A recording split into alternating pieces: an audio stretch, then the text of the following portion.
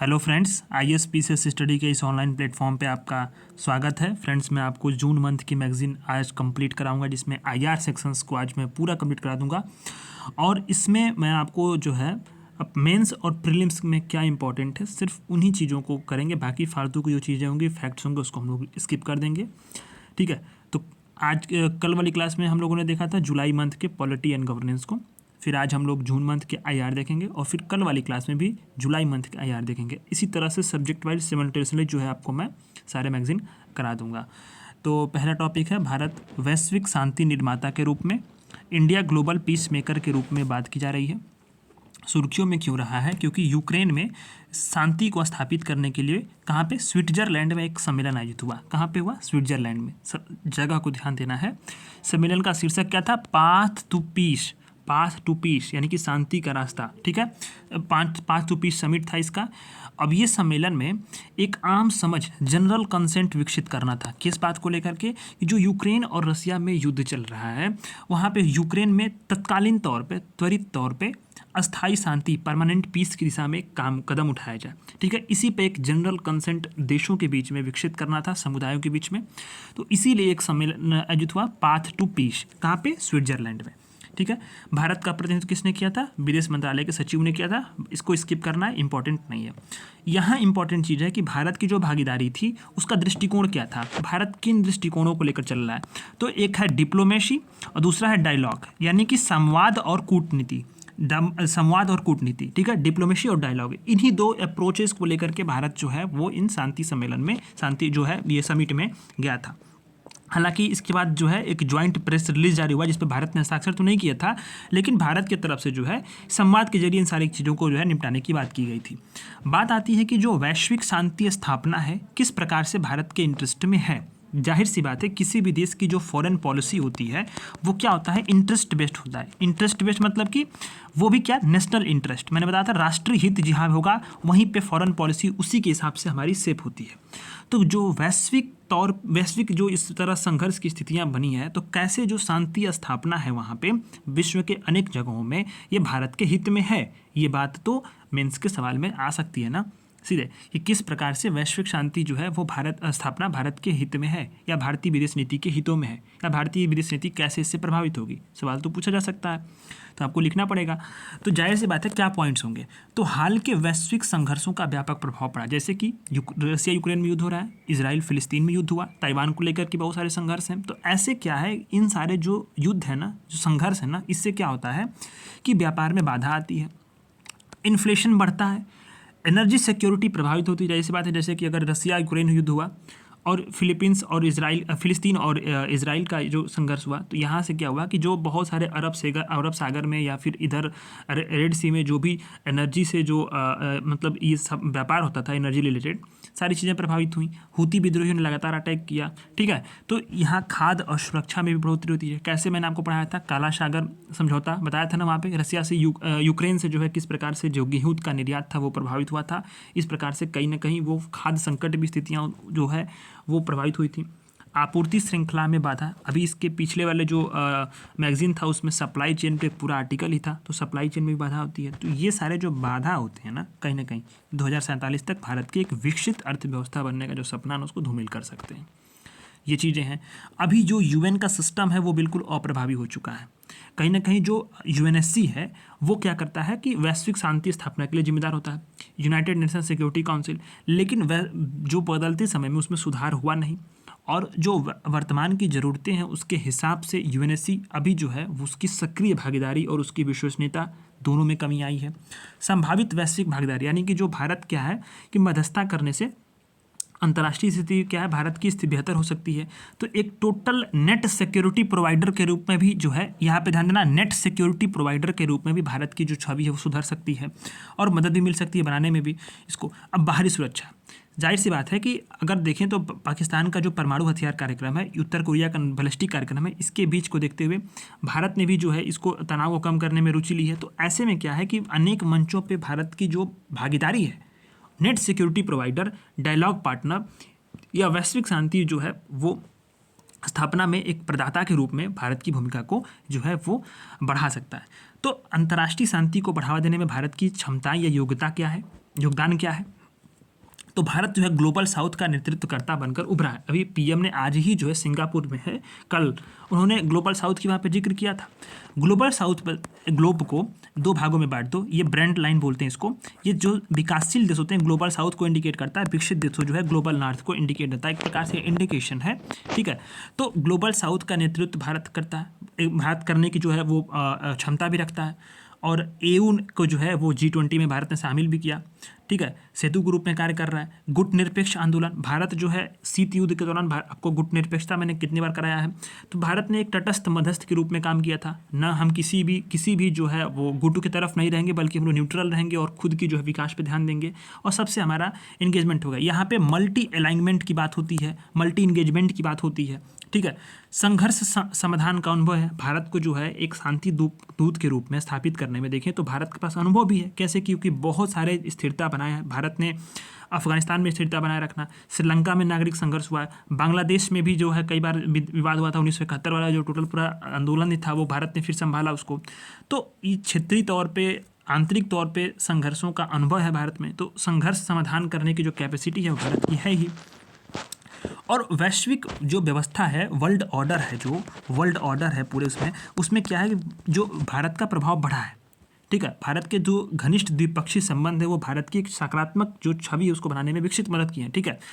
तो विकास में भागीदारी के लिए जरिए शांति स्थापना में भी भारत ने जो है ये कहीं ना कहीं महत्वपूर्ण भूमिका अदा की। जैसे कि अफ्रीका और अफगानिस्तान में ये काम करना, कई सारे जो है अफगान में सलमा बांध देख लो आप, ठीक है। एग्जाम्पल के तौर पे आप देखो तो मालदीव को भी देख सकते हो, श्रीलंका में भी देख सकते हो आप, ठीक है। श्रीलंका में भी भारत ने बहुत सारा लाइन ऑफ क्रेडिट प्रोवाइड किया था, ठीक है। तो ये सारी चीज़ें हैं। सांस्कृतिक कूटनीति, सॉफ्ट पावर, ये बताया था ना आपको, सॉफ्ट पावर के रूप में जो है कल्चरल डिप्लोमेसी कहीं ना कहीं सॉफ्ट पावर के रूप में हमारे फॉरेन पॉलिसी का एक टूल रहा है। और इसके माध्यम से भी भारत ने जो है वो कहीं ना कहीं जो एक होता है ना कि अपनी भूमिका को स्थापित करना, वहाँ पे भारत ने जो है वसुधैव कुटुंबकम का दर्शन, योग, ये सब चीज़ों पे जो है भारत ने अपने कई सारे देशों के साथ जो है सद्भाव, समन्वय और सहयोग को बढ़ाया है। मल्टी अलाइनमेंट देखो आ गया ना, मल्टी अलाइनमेंट के रूप में जो होता क्या है ना, मल्टी अलाइनमेंट कि एक भरोसेमंद मध्यस्थ के रूप में जो भारत की जो छवि है वो अंतर्राष्ट्रीय व्यवस्था में सभी जो केंद्र हैं शक्ति के, पावर सेंटर्स जो भी हैं, जैसे अमेरिका, रसिया, इजराइल, ईरान, जापान, सब तो मामले, वहाँ से जो है वहाँ पे उसके साथ कैसा संबंध है, भारत का संबंध बहुत अच्छा है, ठीक है। तो कहीं ना कहीं अगर हम वास्तविक तौर पे देखें तो नैम आज भी प्रासंगिक है। साथ साथ अगर हम देखें तो जो मल्टी अलाइनमेंट है, नैम के साथ साथ मल्टी अलाइनमेंट, वो भी आज के दिन में भारत के फॉरेन पॉलिसी का टूल हो चुका है, ठीक है। तो कहीं ना ये चीज़ें आप देखना कि सब कुछ पैरेलल चल रहा है। जो भारत के फॉरेन पॉलिसी का मुख्य सिद्धांत रहा नैम, वो तो है ही, क्योंकि बहुत सारे अभी विवाद होते हैं तो भारत नैम की स्थिति को अपनाता है, क्योंकि हम ट्रस्ट रहेंगे, किसी का पक्ष नहीं लेंगे। साथ ही साथ क्या है कि मल्टी अलाइनमेंट जो है शांति के माहौल में वो अपना टूल यूज करता है। तो भारत के फॉरेन पॉलिसी का दोनों टूल अब जो है वो काम करते हैं। अब यूएन शांति स्थापना में भी भारत सक्रिय भागीदार है और ये काम भी करता है, जैसे पीस कीपिंग फोर्सेस वगैरह में। जैसे आप देखो यूएन का जो शांति जो स्थापना मिशन है उसमें भारत की क्या भूमिका रही है कि 49 मिशन में भाग लिया, और शांति स्थापना का जो अभियान है उसमें 9 देशों में भारत के सैनिक तैनात हैं। ध्यान देखें तो सैन्य भागीदारी का देखें तो लगभग 2,53,000 सैनिकों का योगदान भी दिया है। और भारत प्रशिक्षण भी देखें तो बहुत सारा जो है प्रशिक्षण केंद्र भी नई दिल्ली में यूएन का शांति स्थापना का प्रशिक्षण केंद्र का गठन किया है भारतीय सेना ने, ये भी भूमिका है। अच्छा, वैश्विक जो स्तर है उस पर शांति की जो स्थापना का प्रयास में भारत के समक्ष चुनौतियां कौन सी हैं? तो क्षेत्रीय संघर्ष, बहुत बड़े विवाद हैं। अभी देखें तो भारत का खुद भी पड़ोसी देशों के साथ तनाव संघर्ष जारी है। छोटे छोटे देश हैं, जैसे नेपाल के साथ भी काला पानी विवाद है, बांग्लादेश के साथ तीस्ता नदी का विवाद है। अभी इसी के साथ आप देखो तो आपका चाइना के साथ है, पाकिस्तान के साथ है। तो ये सारे जो समस्याएं हैं ना क्षेत्रीय संघर्ष, ये भी एक कहीं ना कहीं नकारात्मक रूप से छवि को प्रभावित करते हैं। घरेलू चुनौतियाँ भी हैं। कई बार जो होते क्या है कि जो इंटरनल जो संघर्ष होते हैं ना, विद्रोह होते हैं, राजनीतिक अस्थिरता होती है ना, पॉलिटिकल इनस्टेबिलिटी, तो वो क्या करती है ना कि शांति स्थापना के रूप में भारत की जो छवि है ना उसको प्रभावित करती है, उसको सीमित करती है। जैसे अभी मणिपुर में जो हिंसा हुआ, यूएन की टिप्पणी आई, मानवाधिकारों के उल्लंघन पर चिंता व्यक्त की गई। तो ये क्या है कि छवि जो है कहीं ना कहीं ये बताता है कि अगर आपके यहाँ खुद ही समस्या, तो आप कैसे शांति नेट सिक्योरिटी प्रोवाइडर के रूप में या नेट पीस प्रोवाइडर के रूप में कार्य करोगे? तो होता है ना चीज़ें।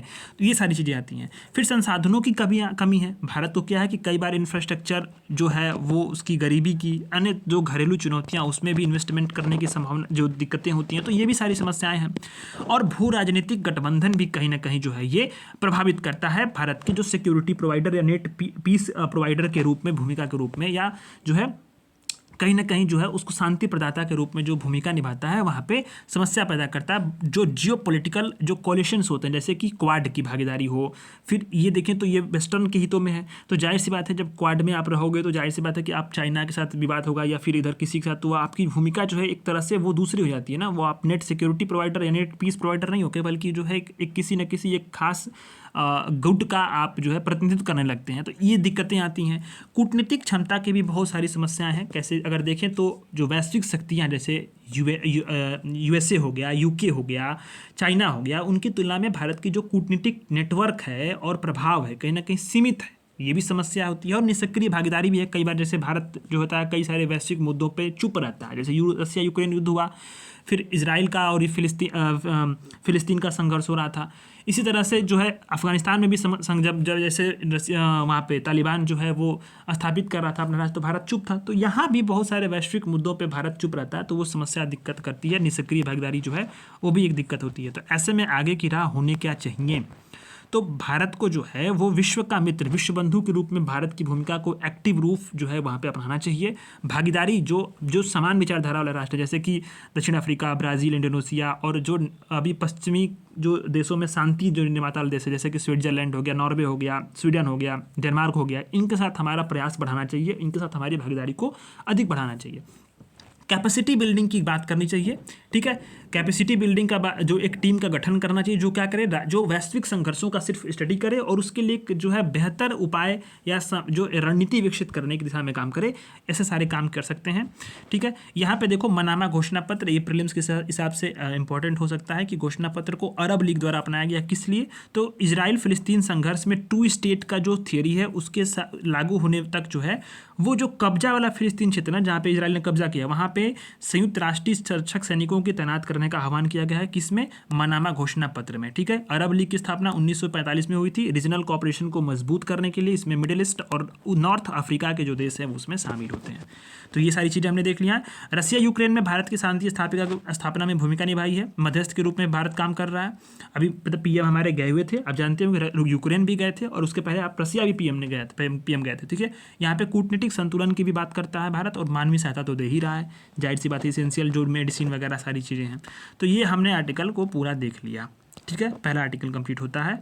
नेक्स्ट आर्टिकल हम लोग शुरू करते हैं। इसमें मिनी लेटरल का उदय, राइज ऑफ मिनी लेटरल्स।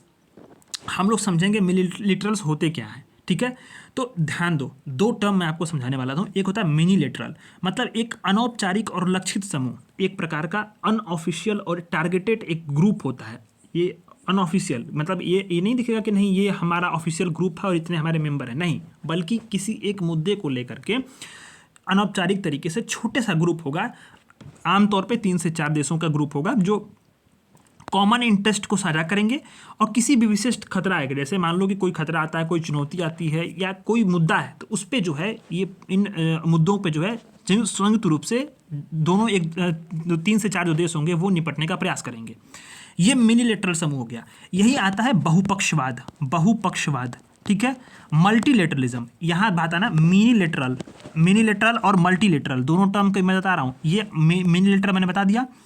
अब आता है मल्टीलेटरल यानी कि बहुपक्षवाद। ये क्या होता है, किसी भी खास मुद्दे पे या किसी कॉमन इंटरेस्ट पे या किसी भी मुद्दे पे अलग अलग देशों में, अनौपचारिक तौर पे ये भी होगा, लेकिन जो यहाँ पे कम देश होंगे ना वहाँ पे बहुत सारे देश होंगे। जैसे कि अब देखो, आप मैप देख लो, भारत है, ठीक है, भारत है यहाँ पे, ये रसिया के साथ भी रहेगा, यूक्रेन के साथ भी रहेगा, फिर इसके बाद आपका यूएसए के साथ भी रहेगा, मतलब बहुत सारे देशों के साथ मिल करके बहुपक्षवाद को बढ़ावा देना, यही होता है। उसमें कॉमन इंटरेस्ट पे सभी देशों के साथ सहयोग स्थापित करना, वार्ता करना और उस कॉमन इंटरेस्ट को, उस हितों को पूरा करना, यही बहुपक्षवाद होता है।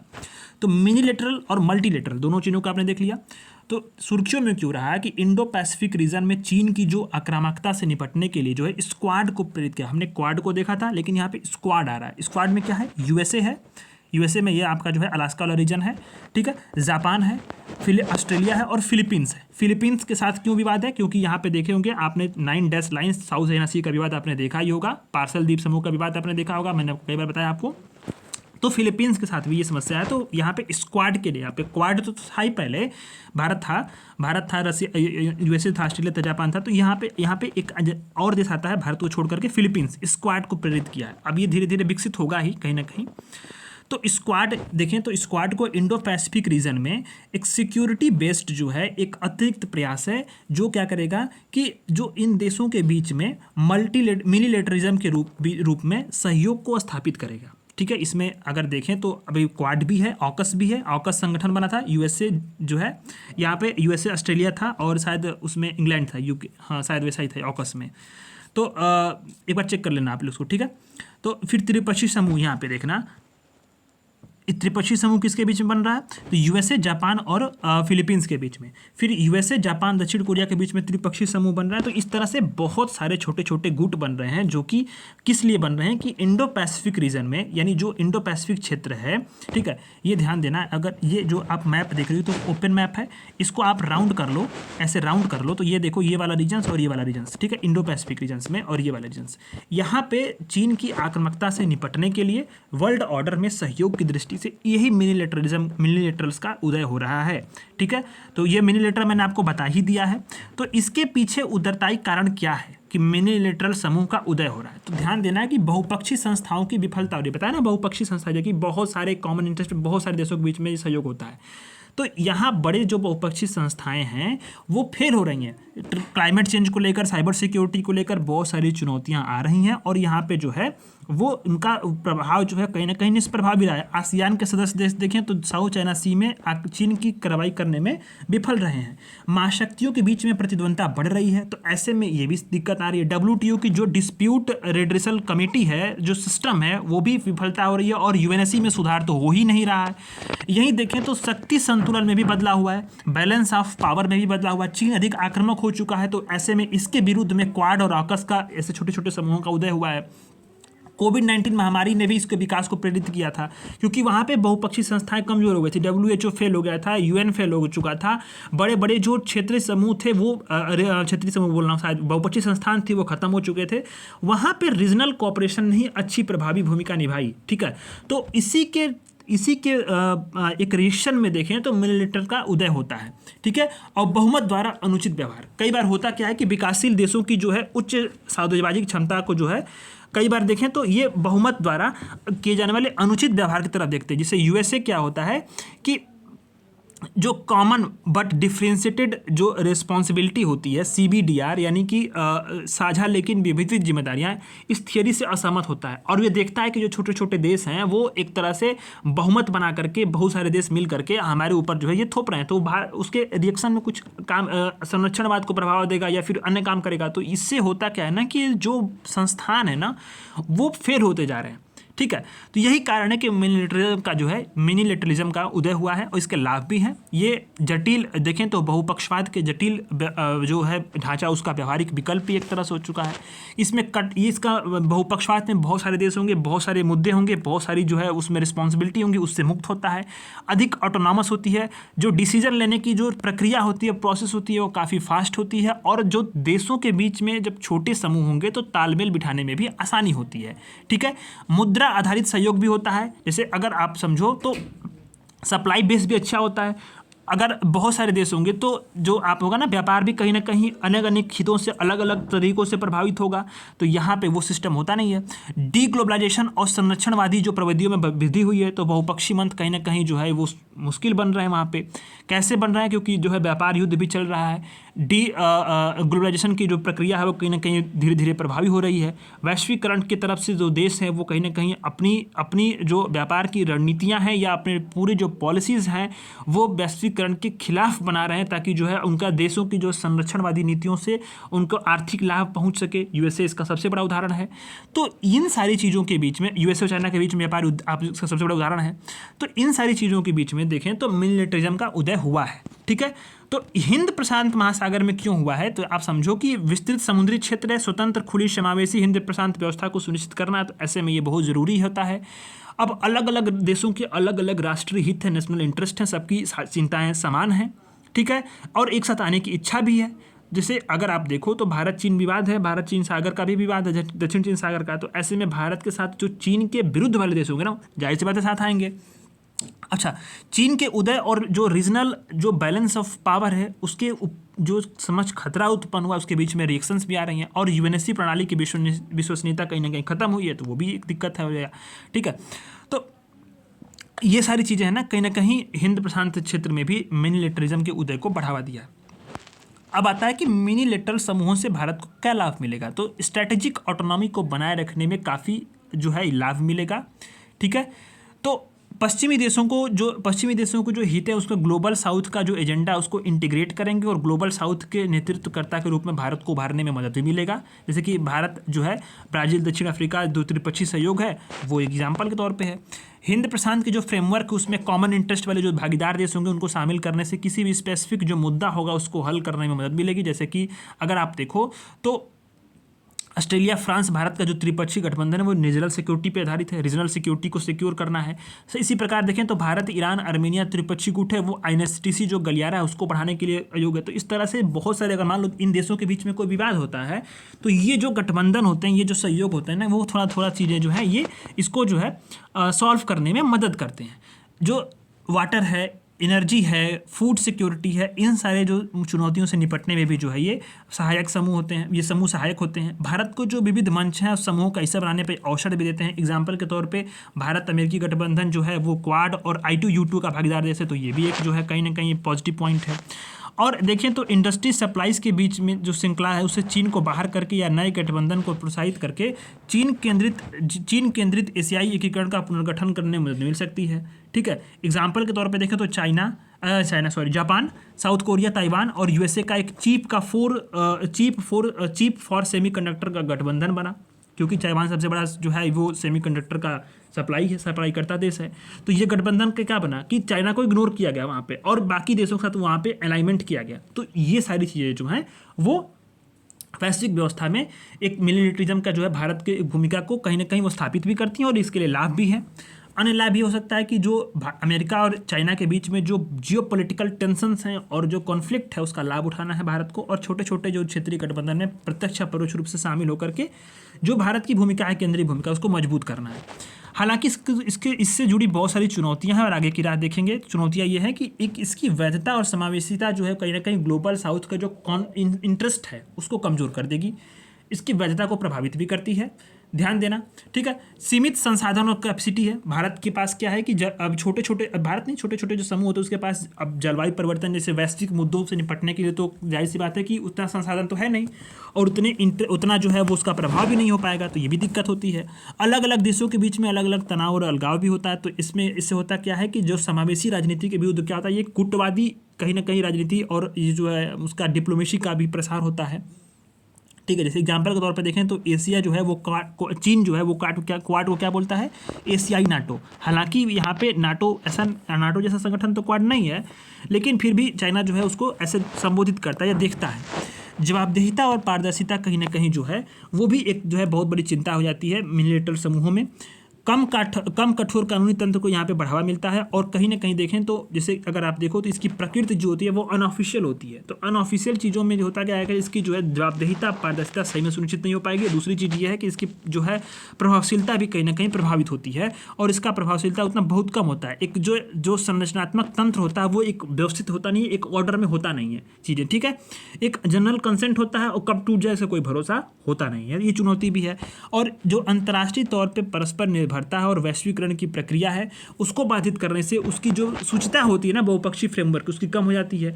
तो जाहिर सी बात है जब बहुपक्षीय फ्रेमवर्क की सूचिता कम होगी तो मिलिटरिज्म का बहुत उतना महत्व हो नहीं जाता है। ठीक है, तो ऐसे में करना क्या चाहिए? तो भारत, ये निष्कर्ष बड़ा अच्छा है कि भारत को सर्वजन हिताय सर्वजन सुखाय का दर्शन के अनुरूप बहुपक्षवाद के साथ मिलिटरिज्म की अवधारणा को भी अपनाना चाहिए। मतलब भारत को दोनों चीज़ों को ध्यान देना है, मल्टीलेटरिज्म और मिनिलेटरिज्म। ठीक है, और भारत को जो तत्कालीन तौर पे मिनिलेटरल का मार्ग उपयोग करना है, और अगर ध्यान दें तो सार्वभौमिक नियम आधारित फ्रेमवर्क की सुरक्षा के लिए यानी कि लंबे दीर्घकालीन स्तर पे मल्टीलेटरिज्म को भी सुधारों पे ध्यान देना चाहिए। यानी कि भारत को दोनों चीज़ों को छोड़ना, जैसे कि बताया ना कि आपको नैम यानी कि जो गुटनिरपेक्ष है और मल्टीलेटरिज्म बहुपक्षवाद है, ठीक है, गुटनिरपेक्ष और बहुपक्षवाद दोनों को भारत साथ लेकर चलता है। ठीक उसी तरह से हमें भी जो है मिनीलेटरलिज्म और मल्टीलेटरलिज्म दोनों को साथ ही लेकर चलनी है और दोनों पे ध्यान केंद्रित करना है। आवश्यकता अनुसार, अपने इंटरेस्ट के अनुसार, अपने फॉरेन पॉलिसी के, अपने नेशनल इंटरेस्ट के अनुसार कार्यों को करने की जरूरत है, किसी के बहकावे में आने की जरूरत नहीं है। ठीक है,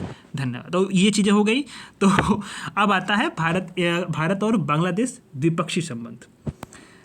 तो ये सारी चीज़ें होती हैं, तो काफ़ी लेंदी है, एक आर्टिकल काफ़ी समय लेता है ना, तो अगर अच्छे से समझाना हो तो। तीसरा वाला आर्टिकल है इंडिया बांग्लादेश रिलेशंस, भारत बांग्लादेश द्विपक्षीय संबंध। न्यूज में क्यों रहा? क्योंकि भारत की जो पूर्व प्रधानमंत्री, अब तो यहाँ पूर्व लगेगा ना, क्योंकि वो शेख हसीना थी, वो गायब हो गई, अब तो वहाँ पे दूसरे आ गए हैं। तो प्रधानमंत्री ने वही भारत की यात्रा की थी, तो दोनों देशों के बीच में द्विपक्षीय संबंधों के स्वर्णिम अध्याय को जारी रखते हुए भारत की राजकीय यात्रा की थी। अब ये स्वर्णिम अध्याय का भविष्य क्या होगा अब ये न जाने, पर आर्टिकल में दिया है तो चीज़ों को पढ़ना है। तो आप ये मैप को देख ही रहे होंगे, बांग्लादेश की अवस्थिति आप देख रहे होंगे। ठीक है, तो यहाँ शुरुआत करते हैं कि क्या क्या हुआ, यात्रा के परिणाम क्या निकले और महत्व क्या है। हम लोग महत्व को समझेंगे। न्यूज़ में रहा, जाहिर सी बात है। तो यात्रा का परिणाम हुआ कि भारत बांग्लादेश डिजिटल भागीदारी के लिए एक विजन जारी किया गया, एक India Bangladesh green partnership launch किया गया संधारणीय भविष्य के लिए, सस्टेनेबल डेवलपमेंट के लिए। शायद समुद्री क्षेत्र में सहयोग और ब्लू इकोनॉमी और समुद्री विज्ञान पर समझौता ज्ञापन हुआ। यूपीआई के लिए जो है national payment corporation of India और बांग्लादेश बैंक के बीच में एक वाणिज्यिक समझौता हुआ, और इसके बाद ही गंगा जल के नवीकरण पर संयुक्त तकनीकी समिति का गठन हुआ। ठीक है, तो ये 2-3-4 चीज़ें हुई हैं, इसको आपको ध्यान देना था जब पीएम शेख हसीना थी। अब आता है कि भारत बांग्लादेश के संबंधों का महत्व क्या है, भारत के लिए क्या महत्व है, बांग्लादेश के लिए क्या महत्व है, चुनौतियाँ क्या हैं, हाल के घटनाक्रम क्या हैं, क्या करने चाहिए, ये चीज़ों को हमको जानना है। जाहिर सी बात है न्यूज में रहा, तो अभी नेक्स्ट वाले मंथ के मैगजीन में भी जाहिर सी बात है कि ये चीज़ें आएंगी, क्योंकि बांग्लादेश में तख्ता पलट हुआ है, तो ये भारत के इंटरेस्ट को प्रभावित करेगा। तो उस वाले एंगल को हम लोग नेक्स्ट मंथ की मैगजीन में करेंगे। अभी फिलहाल में जो दिया है उसको हम लोग शुरू करते हैं। तो भारत और बांग्लादेश के बीच में संबंधों का महत्व यह है कि दोनों जो हैं वो महत्वपूर्ण व्यापार भागीदार हैं। बांग्लादेश तो देखें तो दक्षिण एशिया में भारत का सबसे बड़ा व्यापारिक भागीदार है। कहाँ पे? साउथ एशिया में। लेकिन भारत जो है एशिया में बांग्लादेश का दूसरा बड़ा व्यापारिक भागीदार है, पहला चाइना है। ठीक है, सुरक्षा और सीमा प्रबंधन। अब दोनों देश क्या होते हैं ना कि एक दूसरे से सटे हुए देश हैं, तो जाहिर सी बात है कि सीमा बहुत बड़ी लंबी है। तो ऐसे में दोनों देश पुलिस संबंधी मामलों पे, भ्रष्टाचार विरोधी गतिविधियों पे, अवैध मादक पदार्थों की तस्करी पे, जाली मुद्रा पे, मानव तस्करी है, इस पर एक्टिव रूप से कोऑपरेट करते हैं। और एग्जाम्पल के तौर पे दोनों देशों के बीच में सैन्य अभ्यास कौन सा है? संप्रीति और मिलन। ये दोनों को ध्यान देना प्रीलिम्स पर्सपेक्टिव से। संप्रीति और मिलन ये जो आयोजित होता है ये भी एक सैन्य अभ्यास है। शांतिपूर्ण और सहयोगात्मक जो बॉर्डर मैनेजमेंट है वो भी एक है। 4096 किलोमीटर की लंबी सुरक्षा, जो सीमा सुरक्षा, वहाँ पे बहुत आराम से सारी चीज़ें होती हैं। ठीक है, सारा कुछ जो है मैनेजमेंट अच्छे से होता है। और उप क्षेत्रीय सहयोग के मामले में भी सहमति होती है। कई बार जो होते हैं देखिए तो SAARC, BIMSTEC, BBIN, Indian Ocean Rim Association, इन सारे मंचों पे भारत बांग्लादेश एक दूसरे का सहयोग करते हैं। बेहतर कनेक्टिविटी भी है, बेहतर परस्पर कनेक्टिविटी है। अंतर्देशीय व्यापार ऊपर प्रोटोकॉल, चटगांव, मोंगला बंदरगाह, ये सब चीज़ों का उपयोग भी भारत करता है और समझौते भी हुए हैं। सांस्कृतिक और पीपल टू पीपल कॉन्टैक्ट जो है कहीं ना कहीं संपर्क जो है वो बहुत अधिक है और साझे सांस्कृतिक संबंधों में ये दिखता भी है। ठीक है, तो ये सारी चीज़ें जो हैं ये भारत और बांग्लादेश के बीच में दोनों देशों के लिए महत्व है संबंध। भारत के लिए क्या महत्व है? तो इंटरनल कनेक्टिविटी जो है वो काफ़ी अधिक है, यहाँ से प्रोवाइड करता है। कैसे? जैसे कि इंटरनल कनेक्टिविटी के लिए इंपॉर्टेंट है, पूर्वोत्तर राज्यों तक पहुँच आसान करना है, तो अखौरा अगरतला सीमा पर रेल लिंक को बढ़ाना चाहिए। क्षेत्रीय एकीकरण जो है वो कहीं ना कहीं भारत की प्राथमिकता रही है। तो क्षेत्रीय एकीकरण में जो बांग्लादेश है, हमारी neighbourhood first policy, act east policy, Sagar vision और इंडो पैसिफिक, इन सभी जो विजन्स हैं, जो पॉलिसीज़ हैं, उनके संगम पे और सबके लिए समान रूप से इम्पोर्टेंट ये एक बहुत अधिक जो है देश है, जो कि भारत के सामरिक रूप से बहुत ही करीब है और ऐसे में इसकी भूमिका काफ़ी ज़्यादा बढ़ जाती है। भारत के क्षेत्रीय नेतृत्व के लिए दृष्टिकोण में सहायता देता है चीन के मुकाबला करने के लिए। बांग्लादेश से क्या महत्व है भारत का संबंध? तो विकासात्मक साझेदारी है। भारत ने बांग्लादेश को $8 बिलियन की लाइन ऑफ क्रेडिट भी दी है।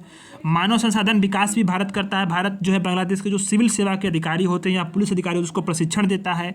जाहिर सी बात है मानवीय सहायता और आपदा राहत भी देता है। वैक्सीन मैत्री के तहत आपने देखा था कोविड-19 के टीकों को यहाँ पे जो है वहाँ पे उसका सप्लाई किया गया। हालांकि द्विपक्षीय संबंधों में कौन कौन सी वर्तमान में चुनौतियाँ हैं? तो देखे हैं कि नदी जल विवाद भारत और बांग्लादेश के बीच में दोनों अंतर्राष्ट्रीय नदी जल विवादों के लिए उचित तंत्र नहीं है। तीस्ता नदी जल बंटवारा का विवाद अभी भी है और ये हाल फिलहाल में न्यूज में भी रहा है। तो नेक्स्ट वाले मंथ में, अगस्त मंथ में तक जो है ये सारी चीज़ें आएंगी न्यूज में। चीन की भूमिका काफ़ी अधिक है, चुनौती सबसे बड़ा है। चीन बांग्लादेश का रणनीतिक भागीदार भी है और बड़ा हथियार आपूर्तिकर्ता भी है। तो चीन बांग्लादेश गोल्डन फ्रेंडशिप जो सैन्याभ्यास है भारत के लिए चिंता है और इसके साथ व्यापार का जो है अधिक जो भागीदारी है ये भी कहीं ना कहीं भारत के लिए चिंता है। आंतरिक सुरक्षा से जुड़े मुद्दे हैं, जैसे कि विशेष रूप से पूर्वोत्तर जो क्षेत्र है वहाँ पे रोहिंग्यों की अवैध आप्रवास होना, या फिर अगर आप देखो तो अवैध जो घुसपैठ होना, तस्करी होना, मादक पदार्थों की, मानव की, ये सारी चीज़ें हैं। बांग्लादेश में जो हिंदू समुदाय है उनके अल्पसंख्यकों के प्रति जो कट्टरता दुर्व्यवहार देखने को मिली है अभी तख्ता पलट के बाद, वो भी चीज़ें बहुत बड़ी चुनौतियाँ हैं। और आपने देखा हो किस प्रकार से हिंदुओं के जो मंदिर थे, जो हिंदुओं का घर था, हिंदुओं के परिवार थे, उन लोगों के रहन सहन, व्यापार, सभी चीज़ों को नुकसान पहुँचाया गया। तो ये एक बहुत बड़ी समस्या है और इसके नकारात्मक परिणाम हो सकते हैं। भारत की घरेलू नीतियों का प्रभाव जो है वहाँ पे बांग्लादेश पे पड़ता है। तो ये भी CANRC का, तो ये भी जो है संबंधों को नुकसान पहुँचाती है। हाल फिलहाल में घटनाक्रम देखें तो रीजनल जो क्षेत्रीय सहयोग में बांग्लादेश जो किस में हुआ, इंडो पैसिफिक महासागर पहल में शामिल हुआ है।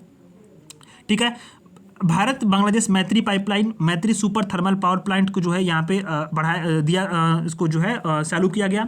डिजिटल पब्लिक इंफ्रास्ट्रक्चर में भागीदारी जो है ये की गई है। अंतरिक्ष कूटनीति के लिए जो है भारत जो है सहयोग करने के तैयार है। चिकित्सा पर्यटन भी कई सारी चीज़ें हो रही हैं और अभी हाल फिलहाल में डेवलपमेंट हुआ कि बांग्लादेश में तख्ता पलट हुआ है और वहाँ पे PM को हटाया भी गया। तो वो न्यूज़ तो हम लोग बाद में करेंगे नेक्स्ट मंथ की मैगजीन में। तो ऐसे में होता क्या है कि दोनों देश है उसके बीच में द्विपक्षीय संबंधों में सुधार के लिए कौन कौन से कदम को हम लोग उठा सकते हैं। ठीक है, आगे की राह में तो व्यापक सेपा यानी व्यापक जो आर्थिक भागीदारी समझौता है, कॉम्प्रहेंसिव इकोनॉमिक पार्टनरशिप एग्रीमेंट है, उसकी बातचीत को शुरू करना चाहिए। विशेष जो आर्थिक क्षेत्र है उसका संचालन सुनिश्चित करना चाहिए बांग्लादेश द्वारा जो भारत को दिए गए हैं। ठीक है, जल कूटनीति और जल साझाकरण की संधि को यहाँ पे हल करने के लिए, तीस्ता नदी विवाद को हल करने के लिए जो पहल करनी चाहिए और एक नई नदी आयोग का गठन करना चाहिए। अंतर क्षेत्रीय विद्युत व्यापार को रेगुलेट करने के लिए, डेवलप करने के लिए एनर्जी और जो बिजली सेक्टर है उसमें हम लोग विस्तार कर सकते हैं। इससे हमारा जो है निर्भरता भी बढ़ेगी। तो जाहिर सी बात है संघर्ष और तनाव के जो मसले हैं वो कहीं ना कहीं वो कम होंगे। ठीक है, यही एक थियोरी है इंटरनेशनल रिलेशन में, इंटरडिपेंडेंस थियोरी इसको बोलते हैं। इंटरडिपेंडेंस थियोरी यानी कि निर्भरता का सिद्धांत बोलते हैं। जैसे जैसे देशों के बीच में आर्थिक, सामाजिक, राजनीतिक या ऊर्जा या जलवायु संबंधी जो निर्भरता बढ़ती है तो जाहिर सी बात है वहाँ से टेंशन्स जो टेंशन होते हैं, जियो पॉलिटिकल टेंशन, जियो इकोनॉमिक टेंशन, जो बाधाएं होती हैं, जो संबंधों में दिक्कतें होती हैं वो ऑटोमेटिक दूर हो जाती हैं। देश आज इसीलिए जो है कहीं ना कहीं एक दूसरे से प्रत्यक्षता युद्ध करने से डरते हैं, क्योंकि निर्भरता इतनी ज़्यादा है, इंटरडिपेंडेंस इतनी ज़्यादा हो चुकी है कि अगर युद्ध होगा तो बहुत सारी दिक्कतें होंगी। तो यही इंटरडिपेंडेंस थियोरी है, तो इसका यूज करना चाहिए। परियोजनाओं और कार्यक्रमों तक विस्तार करने के लिए हमें विकास साझेदारी के लिए नए फ्रेमवर्क को अंतिम रूप देना चाहिए और सीमा पार अवरोधन प्रबंधन यानी कि जो आवाजाही का जो मैनेजमेंट होता है उसके लिए सुविधाजनक बनाना है। ठीक है, तो निष्कर्ष के तौर पे आप लिख सकते हो कि भारत बांग्लादेशों के संबंधों को कनेक्टिविटी, जो वाणिज्य और सहयोग के दृष्टिकोण को हमें उच्चतम स्तर पर रहना चाहिए। दोनों देशों को जो है विकसित भारत 2047 और स्मार्ट बांग्लादेश विजन 2041 को साकार करने के लिए एक दूसरे के साथ मिलकर के अपने अपने जो विजन्स हैं उसको साथ ला करके हमें विभिन्न क्षेत्रों में सहयोग करके काम करना चाहिए, तभी हम जो है इन सारी चीज़ों को अचीव कर पाएंगे। ठीक है, तो ये वाला आर्टिकल भी कंप्लीट होता है। नेक्स्ट आर्टिकल आता है G7, ग्रुप ऑफ 7 की बात हो रही है यहाँ पे। नेक्स्ट आर्टिकल आपका आता है ग्रुप ऑफ 7 यानी कि सुर्खियों में क्यों रहा, G7 की बात हो रही है। भारत ने इटली के अपुलिया जगह को याद रखो, इटली के अपुलिया जगह का नाम को याद रखना। कभी कभी UPPCS और BPSC भी डायरेक्ट जगह का नाम पूछ देता है तो आप गड़बड़ कर दोगे। तो यहाँ पे G7 का शिखर सम्मेलन हुआ, 50वां सम्मेलन था। भारत ने यहाँ पे AI, आर्टिफिशियल इंटेलिजेंस, एनर्जी और अफ्रीका और भूमध्य सागरीय जो क्षेत्र है उसमें बहुत सारे विषयों पे जो है जो G7 का आउटरीच सत्र था, ठीक है, उसमें भाग लिया। तो भारत का वक्तव्य क्या था कि भारत जो है प्रौद्योगिकी के एकाधिकार की जगह व्यापक स्तर पर इस्तेमाल हो, इस पर भारत ने फोर्स किया। ऊर्जा सेक्टर में भारत जो है कॉप के तहत जो सभी प्रतिबद्धताओं को पूरा करने वाला पहला देश है, तो ये बहुत इंपॉर्टेंट है। भारत ने मिशन लाइफ के तहत पर्यावरण दिवस 5 जून पर एक पेड़ माँ के नाम की योजना शुरू की है, इंपॉर्टेंट है प्रीलिम्स के लिए। ग्लोबल साउथ, जो बताया ना कि भारत ने जो है ग्लोबल साउथ की चिंताओं की जिम्मेदारी उठाने की अपने ऊपर ली है, तो ये भी मतलब भारत का वक्तव्य था। तो मेन बात आती है कि ग्रुप ऑफ 7 है क्या, इसके प्रमुख आंकड़ों को देखेंगे, इसकी प्रमुख उपलब्धियाँ क्या हैं, और इस शिखर सम्मेलन के मुख्य आउटकम क्या हुए, इसका महत्व क्या है वैश्विक राजनीति में, चिंताएं सीमाएं क्या हैं, भारत और G7 के बीच की महत्व क्या है, और निष्कर्ष क्या है। कॉम्प्रहेंसिव आर्टिकल है, अच्छे से करना है, इसको इम्पॉर्टेंट है। तो जो G7 है वो दुनिया के सबसे विकसित जो लोकतंत्र हैं उसका एक अनऑफिशियल एक ऑर्गेनाइजेशन है, एक समूह है। इसकी हर साल एक बैठक होती है। बैठक में जो देश होते हैं जो आर्थिक नीतियों के कोऑर्डिनेशन के लिए अंतर्राष्ट्रीय मुद्दे जैसे कि जो जलवायु परिवर्तन, क्लाइमेट चेंज, कॉन्फ्लिक्ट को लेकर के और प्रवासन को लेकर के अनेक जो समाधान उस पर चर्चा करते हैं। उत्पत्ति कब हुई थी? 1975 में France, Italy, Japan, UK, USA और पश्चिमी जर्मनी द्वारा की गई थी। 1973 में तेल संकट के कारण इसका जो है अनेक मुद्दों पर समाधान करना इसका प्रमुख लक्ष्य था। तो कार्यप्रणाली देखें तो वर्तमान में G7 में एक अस्थायी संरचना का अभाव है और इसकी अध्यक्षता बारी बारी से सदस्यों द्वारा की जाती है, और यही जो सदस्य होंगे वो जो अध्यक्षता करते हैं वो अपना एजेंडा भी तय करते हैं। अभी वर्तमान में देखें तो Canada, France, Germany, Italy, Japan, UK, USA इनके सदस्य हैं। 1997 में रसिया शामिल हुआ तो G8 हो चुका था, लेकिन फिर बाद में उसने क्रीमिया प्रायद्वीप पे कब्जा जब किया तो रूसिया को बाहर कर दिया गया, तो इसे में फिर G7 कहलाने लगा। यूरोपीय यूनियन इसका सदस्य नहीं है, फिर भी हर वार्षिक शिखर सम्मेलन में भाग लेता है। ध्यान देना, यूपीएससी में सवाल ऐसे घुमा फिरा के पूछ देता है यहाँ पे, ठीक है। तो इनके सदस्य देशों को ध्यान देना है। G7 के आंकड़े ये है कि वैश्विक जो अर्थव्यवस्था उसमें जो G7 देश है उसकी टोटल हिस्सेदारी कितनी है? 40% है। वैश्विक आबादी का देखें तो यहाँ पे 10वां हिस्सा जो है इन्हीं देशों में निवास करता है। विद्युत उत्पादन में टोटल जो देश है G7 सिर्फ 7 देश जो हैं ये टोटल विद्युत उत्पादन का 36% योगदान देते हैं यहाँ पे। इसकी कुल वैश्विक ऊर्जा की जो डिमांड है वो जो है वो 30% इसकी सप्लाई करते हैं, और इसमें कार्बन डाइऑक्साइड जो है उत्सर्जन में G7 देशों की हिस्सेदारी भी 25% तक है। इसकी उपलब्धियाँ ये है कि इसने 2002 में मलेरिया और एड्स के लिए एक वैश्विक कोष स्थापित की थी। 2009 में अल एक्विला फूड सिक्योरिटी इनिशिएटिव को शुरू किया था। 2021 में इम्पॉर्टेंट है बिल्ड बैक बेटर वर्ल्ड साझेदारी शुरू की थी। उद्देश्य क्या था कि जो 2040 तक जो वैश्विक इंफ्रास्ट्रक्चर है, ग्लोबल इंफ्रास्ट्रक्चर, उसमें फंड में उसके फाइनेंस में $15 ट्रिलियन की जो कमी हो रही इसको पूरा करना। ये BRI प्रोजेक्ट के एक जो है उसके रिएक्शन में जो है इसको शुरू किया गया था। बॉर्डर एंड रोड इनिशिएटिव जो है इसके रिएक्शन में बिल्ड बैक बेटर वर्ल्ड की शुरुआत यहाँ पे की गई थी। 2022 में G7 ने वैश्विक अवसंरचना और निवेश के लिए साझेदारी की घोषणा की थी। तो ये चीज़ें हैं। तो इस शिखर सम्मेलन का मुख्य आउटकम क्या निकला कि क्षेत्रीय मामले जैसे कि जो रूस यूक्रेन युद्ध है, तो इस पे दोनों देशों ने युद्ध का भार बढ़ाने की जो है युद्ध की लागत का भार बढ़ाने के लिए प्रतिबद्धता व्यक्त की, और जो है यूक्रेन को $50 बिलियन की राशि देने का वादा दिया। इजराइल हमास संघर्ष में दोनों देशों के अधिकारों के प्रति प्रतिबद्धता दोहराई गई। तो ऐसी बात है, इसमें कुछ बहुत खास होगा नहीं। आर्थिक लचीलेपन को बढ़ावा दिया गया। यहाँ पे यह कार्य जो है जो सप्लाई चेन है उसका डाइवर्सिफाई करना है। इंपॉर्टेंट जो मिनरल्स हैं और स्ट्रैटेजिक जो मिनरल्स है उस पर ज्वाइंट पहलों के माध्यम से इन सारी चीज़ों की जाएगा।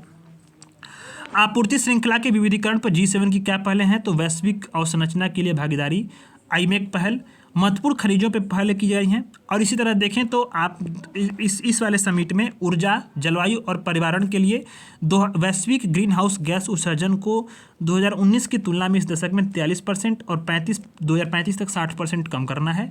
नई पहल इंपॉर्टेंट है, ये ध्यान देना है। नई पहलें प्रीलिम्स के लिए कि अफ्रीका में जो सस्टेनेबल डेवलपमेंट के में इन्वेस्टमेंट के लिए एनर्जी फॉर ग्रोथ की शुरुआत की जाएगी। एनर्जी फॉर ग्रोथ की यह पहल क्या करेगा? अफ्रीका को चीन की जगह एक नया वैकल्पिक जो है, यहाँ पे चीन काफ़ी अधिक निवेश कर रहा है अफ्रीका में, तो ऐसे में ये पहल जो है ना कहीं उसी को देखते हुए की गई है।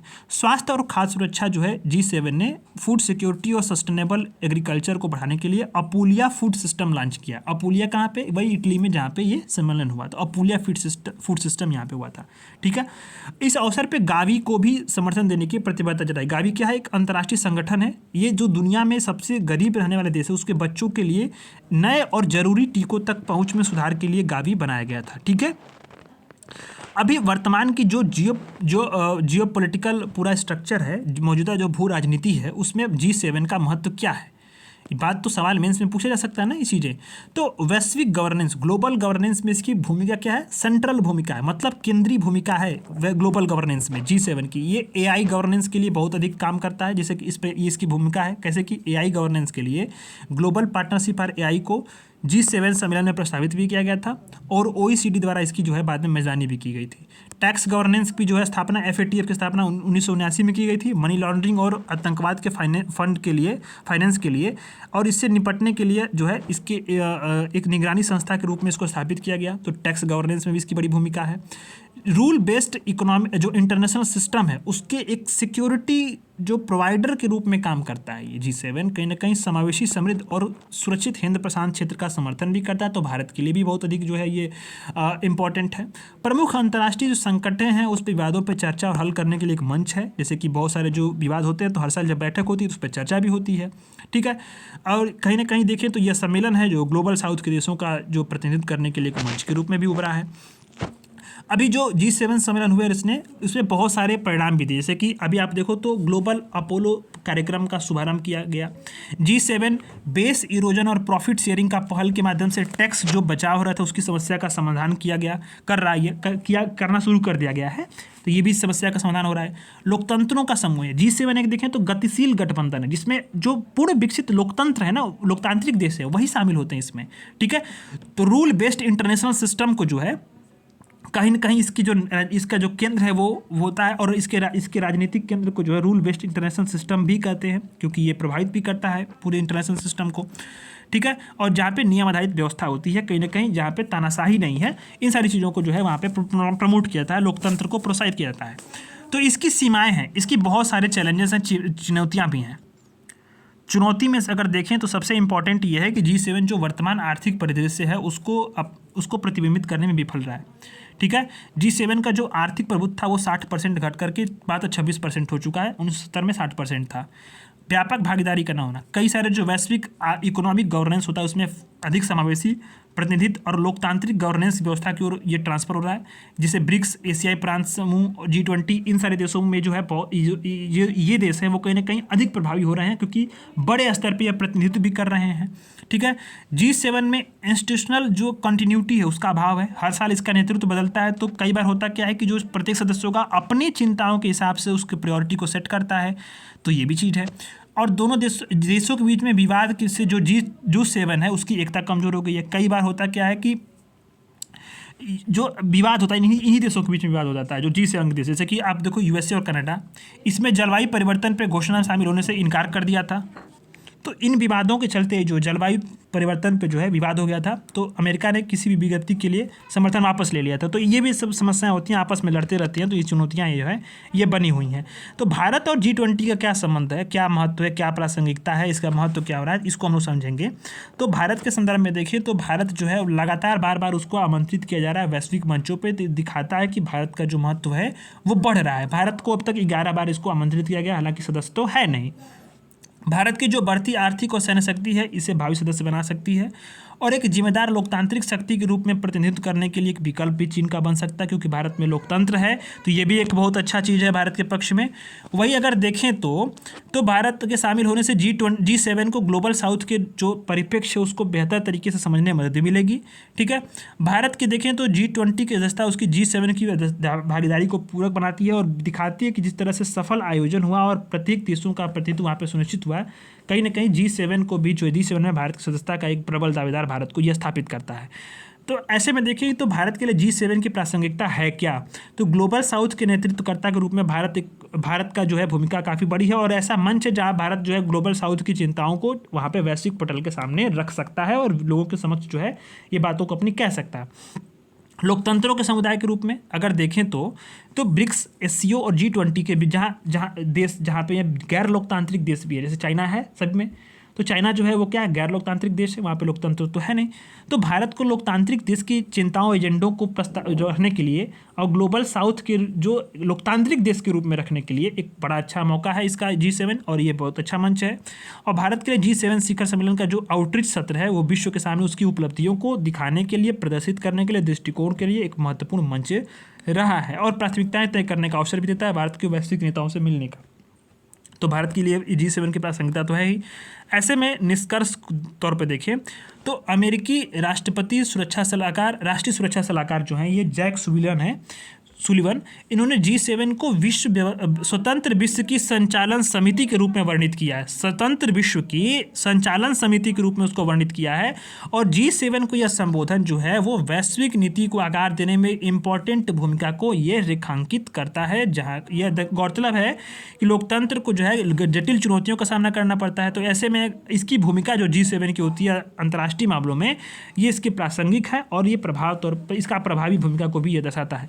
तो ऐसे में देखें तो G7 को एग्जाम्पल के तौर पे देखें तो G7 को जैक सुलिवन ने इसको स्वतंत्र विश्व की संचालन समिति के रूप में भी इसको वर्णित किया है, किसको, G7 को। ठीक है, तो इंपॉर्टेंट है इस फैक्ट को ध्यान देना। अब आता है भारत फ्रांस संबंध, बड़ा इंपॉर्टेंट टॉपिक है। GS के 2 में इंटरनेशनल रिलेशंस में भारत फ्रांस संबंधों पर सवाल UPPSC में भी पूछा है और UPSC में भी पूछा है। तो भारत फ्रांस संबंधों को जानना बहुत जरूरी है, क्योंकि लिखना पड़ेगा ना सारी चीज़ों को। तो भारत फ्रांस संबंधों के जो सुर्खियां हैं वो क्या रही हैं कि प्रधानमंत्री ने G7 शिखर सम्मेलन में फ्रांस के राष्ट्रपति से अलग से भेंट की। ठीक है, तो इम्पॉर्टेंट है ये, क्योंकि G7 सम्मेलन मैंने आपको अभी पढ़ाया। तो इसी शिखर सम्मेलन में भारत के प्रधानमंत्री जो है वो शिरकत करने गए हुए थे। तो वहाँ पे उन्होंने जो फ्रांस के राष्ट्रपति उससे अलग से उन्होंने मिला।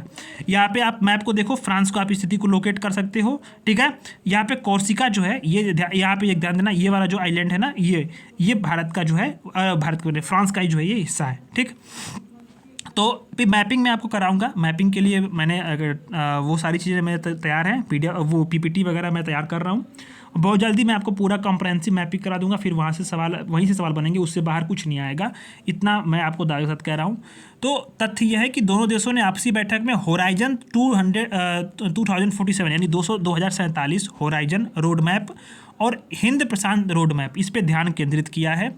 ध्यान देना है कि दोनों देशों ने जो आपसी बैठक हुई, दोनों देशों के बीच के जो राष्ट्राध्यक्ष थे, भारत की तरफ से PM और वहाँ की तरफ से राष्ट्रपति, उन्होंने होराइजन 2047 रोड मैप और हिंद प्रशांत रोड मैप, इस पे ध्यान केंद्रित किया। होराइजन 2047 का रोड मैप 3 स्तंभ है, इसके 3 स्तंभ। पहला स्तंभ क्या है कि सुरक्षा और संप्रभुता के लिए साझेदारी। इसका उद्देश्य यही है कि जो हिंद प्रशांत क्षेत्र है उसको स्थिरता वाला क्षेत्र बनाना है, और नो मनी फॉर टेरर जैसी पहलों के माध्यम से ऑनलाइन कट्टरपंथ और आतंकवाद से निपटना है। फ्रांस भी ठीक उसी प्रकार से इस्लामिक कट्टरपंथ और जो आतंकवाद है उससे जूझ रहा है, जैसे कि भारत जूझ रहा है। ठीक है, अब किसी धर्म विशेष को नहीं कहना, बट ये सच्चाई है, वहाँ पे ये समस्याएं हो रही हैं, तो वहाँ भी यही समस्या हो रही है। तो ठीक है, भारत और फ्रांस ने दोनों ने सहयोग किया है, और सुरक्षा और संप्रभुता के लिए जो होराइजन 2047 का रोड मैप है उसमें पहला स्तंभ यही है कि हमें सिक्योरिटी और जो सॉवरेनिटी है उसको हमें कहीं ना कहीं बचाना है, उसके लिए साझेदारी की जाएगी। ग्रह के लिए साझेदारी, यानी कि इसके लिए इंडो पैसिफिक पार्क्स पार्टनरशिप और इंटरनेशनल सोलर अलायंस और इंडो पैसिफिक ओशन इनिशिएटिव जैसे पहले चलाई जा रही हैं। लोगों के लिए साझेदारी, प्रवासन और आवागमन पे साझेदारी समझौता जो है छात्रों और स्नातकों की जो एक्टिविटी है, गतिशीलता है, उसको बढ़ाएगा। दोनों देश जो है मेक इन इंडिया पर अधिक ध्यान देने सहित जो है स्ट्रैटेजिक डिफेंस कोऑपरेशन को और अधिक मजबूत करने पे सहमत भी हुए हैं। तो भारत और फ्रांस के बीच में जो घनिष्ठता बढ़ रही है उसका क्या प्रभाव, उसका एग्जाम्पल के तौर पे उसमें क्या, किस तरह से बढ़ रही है, क्या चीज़ें हैं, उसको हम लोग समझते हैं। तो रक्षा सहयोग, सिपरी के अनुसार, एग्जाम्पल के तौर पर बता रहा हूँ, सिपरी के अनुसार ये फ्रांस जो है ना वो भारत का दूसरा सबसे बड़ा हथियार आपूर्तिकर्ता देश है। Total supply 33%। दूसरा सबसे बड़ा हथियार आपूर्तिकर्ता देश फ्रांस है भारत के लिए। जैसे एग्जांपल के तौर पे P-75 स्कॉर्पियन प्रौद्योगिकी ट्रांसफर और राफेल विमान खरीद इसके एग्जाम्पल हैं। और जो P-75 स्कॉर्पियन टेक्नोलॉजी ट्रांसफ़र है और राफेल विमान खरीदें, ये काफ़ी इंपॉर्टेंट है, आपको ध्यान देना है। दोनों जो है फ्रांस के द्वारा जो है ये सप्लाई किए गए हैं, इसके बारे में जो टेक्नोलॉजी है वो भी सप्लाई की गई है। भारत और फ्रांस ने एक रक्षा औद्योगिक रोड मैप की भी घोषणा की है। साथ ही साथ अगर देखें तो भारत और फ्रांस के बीच में द्विपक्षीय अभ्यास होते हैं, जैसे कि वरुण और फ्रिजनजेक्स 2023, फ्रिजनजेक्स 2023 सिर्फ 23, और बहुपक्षीय अभ्यास भी होता है ला पेरोश और ओरियन। 4 अभ्यास होते हैं, इसमें 2 द्विपक्षीय हैं, बायलेटरल होते हैं, एक वरुण और फ्रिंजेक्स 23। बहुपक्षीय अभ्यास जो होते हैं ला पेरोश और ओरियन, भू सामरिक यानी जियो पॉलिटिकल तौर पे भारत और फ्रांस के बीच में कैसे घनिष्ठता बढ़ी है, तो 2023 में India France Indo Pacific road map जारी किया गया था। भारत जो द्विपक्षीय सहयोग के दायरे को इंडियन ओशन रीजन से संपूर्ण जो हिंद प्रशांत क्षेत्र है वहाँ तक उसको विस्तारित किया गया था। फ्रांस जो है वो भारत के जो अंतरिक्ष कार्यक्रम है उसके लिए जो इक्विपमेंट है उसका एक महत्वपूर्ण सप्लाई करता बना हुआ है। दोनों देश जो है भविष्य के जो लॉन्च व्हीकल है और तृष्णा जो मिशन है उस पर जो सहयोग करने को सहमत भी हुए हैं। आर्थिक सहयोग देखें तो दोनों देशों के बीच में जो FDI है वो मतलब फ्रांस का जो FDI है वो उसका प्रवाह जो $659 मिलियन था। भारत की जो टाटा समूह कंपनी है और फ्रांस की एयरबस है वो असैन्य हेलीकॉप्टर बनाने पर सहमत भी हुई है। डिजिटल सहयोग के लिए बड़ा इंपॉर्टेंट है ये, एफिल टावर से UPI लॉन्च किया गया। किस लिए? जो वहाँ पे UPI सेवा को शुरू करने के लिए जो भारत के जो लोग वहाँ जाएंगे NRI जो हैं उनके लिए UPI सेवा यहाँ पे शुरू की गई है एफिल टावर से। ठीक है, फ्रांस ने भारत के लिए 14 सुपर कंप्यूटर भी बनाए हैं और इसमें सबसे तेज सुपर कंप्यूटर परम सिद्धि भी है। ठीक है, फ्रांस जो है वो UNSC में यूनाइटेड नेशन सिक्योरिटी काउंसिल में भारत का जो है अस्थायी सीट का लगातार पक्ष समर्थक है। भारत को लगातार सीट देने के लिए, परमानेंट सीट देने के लिए वो समर्थन करता रहा। और देखें तो बहुत सारे जो मुद्दे हैं जैसे FATF का हो मंच या UN का हो तो उस पर भी भारत का जो है आतंकवाद का जो रुख होता है उसका समर्थन करता है। फ्रांस ने MTCR वासेनार अरेंजमेंट और AG ग्रुप में भी सम्मिलित होने में भारत की मदद की थी, तो ये भी एक बहुत बड़ा सहयोग है। बात आती है कि जो भारत और फ्रांस के संबंधों में चुनौतियाँ कहाँ कहाँ पे हैं। जाहिर सी बात है चैलेंजेस तो हैं और लिखना पड़ेगा मेंस में आपको। तो द्विपक्षीय व्यापार के आंकड़े जो हैं वो देखें तो ये एक दिक्कत है, अभी बहुत कम है। वीज़ा प्रतिबंध में भारत के कुछ पत्रकारों और संवाददाताओं ने फ्रांस के जो वीज़ा नियम थे उस पर जो है विरोध पत्र जारी किया था, ये भी एक समस्या है। परमाणु समझौते में अधिक देरी भी होती है।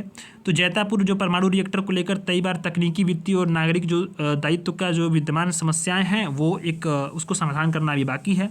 स्ट्रैटेजिक ऑटोनॉमी को लेकर अलग अलग मत है। भारत की जो फॉरेन पॉलिसी बताया ना मैंने आपको कि जो नैम है और संप्रभुता सॉवरेनिटी को प्राथमिकता देती है, जबकि फ्रांस जो है हिंद प्रशांत क्षेत्र में प्रमुख जो चुनौतियां हैं, शक्तियां, उसको संतुलित करने के लिए व्यवहारिक गठबंधन में संलग्न होता है। एक बिहेवियरल जो अप्रोच अपनाता है। भारत जो है अपनी विदेश नीति को नैम के माध्यम से संचालित करता है, तो ये भी बहुत बड़ी चुनौतियाँ हैं। ठीक है, तो आगे की राह क्या होनी चाहिए इसके बीच में अगर आप देखो तो हिंद प्रशांत जो क्षेत्र का रोड मैप बनाया गया उसका विशेषताएं क्या थी कि भारत का जो सागर विजन है और फ्रांस की जो इंडो पैसिफिक रणनीति उसमें काफ़ी सिमिलरिटीज़ हैं, दोनों रीजनल कॉपरेशन को बढ़ावा देती हैं। ठीक है, जो FCIOR है, EMESOC है और एटलांटा है, इसके जरिए समुद्री समन्वय को मजबूती देना हिंद प्रशांत रोड मैप में एक महत्वपूर्ण है। साथ ही साथ देखें तो बहुत सारे जो ये चीज़ें की गई हैं इसमें बहुत इंपॉर्टेंट नहीं है, आपको याद भी नहीं कर पाओगे यार, और बस इसमें जो एक जानकारी है उसको देख लो ना एक बार। ठीक है, उसमें बहुत इंपॉर्टेंट प्रीलिम्स मेंस सवाल तो नहीं पूछेगा। ठीक है, तो आगे की राह क्या होनी चाहिए मेंस के हिसाब से आगे की राह आपको ध्यान देना है। तो स्ट्रैटेजिक ऑटोनॉमी का जो विचलन है उसको हमें संतुलित करना है।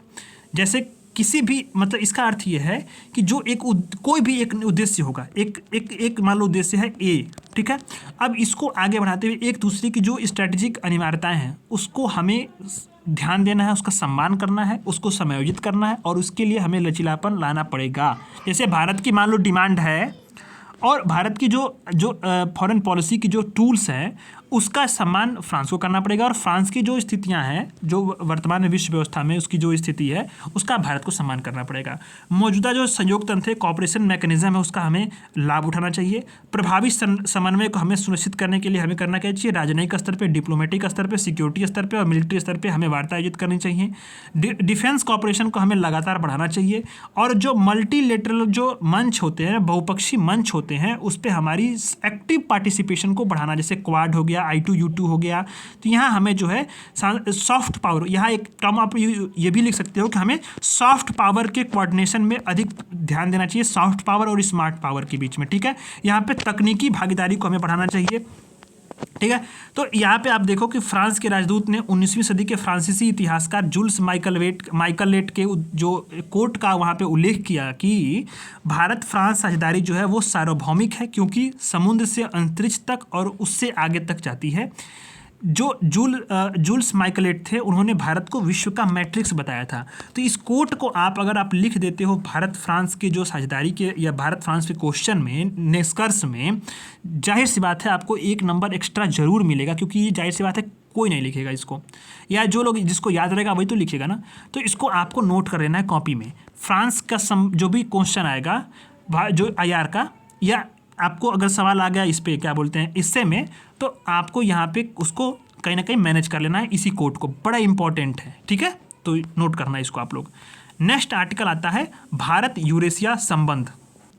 सुर्खियों में क्यों रहा है? क्योंकि यूरोपीय और एशियाई सुरक्षा के बीच जटिल और जो गहरे अंतर संबंध हैं वो भारत जैसे देशों के लिए एक नया रणनीतिक अवसर देते हैं।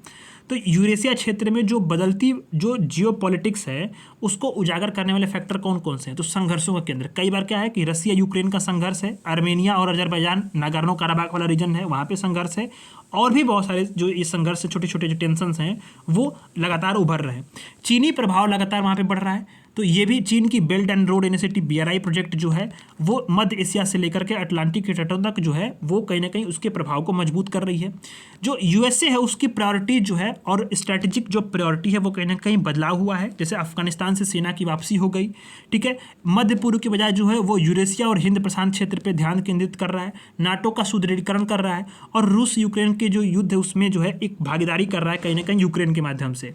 जो रीजनल जो जियो स्ट्रैटेजिक गठबंधन है वो कहीं ना कहीं जो है ये इस फैक्टर को जो है मजबूती दे रहे हैं कि जो यूरेशिया क्षेत्र में वहाँ पे जियोपॉलिटिकल जो है वो उसकी भागीदारी उसकी जो है पूरी डायमेंशंस चेंज हुए। जैसे कि USA को प्रतिसंतुलित करने के लिए, काउंटर बैलेंस करने के लिए चाइना और रसिया की नो लिमिट साझेदारी हुई।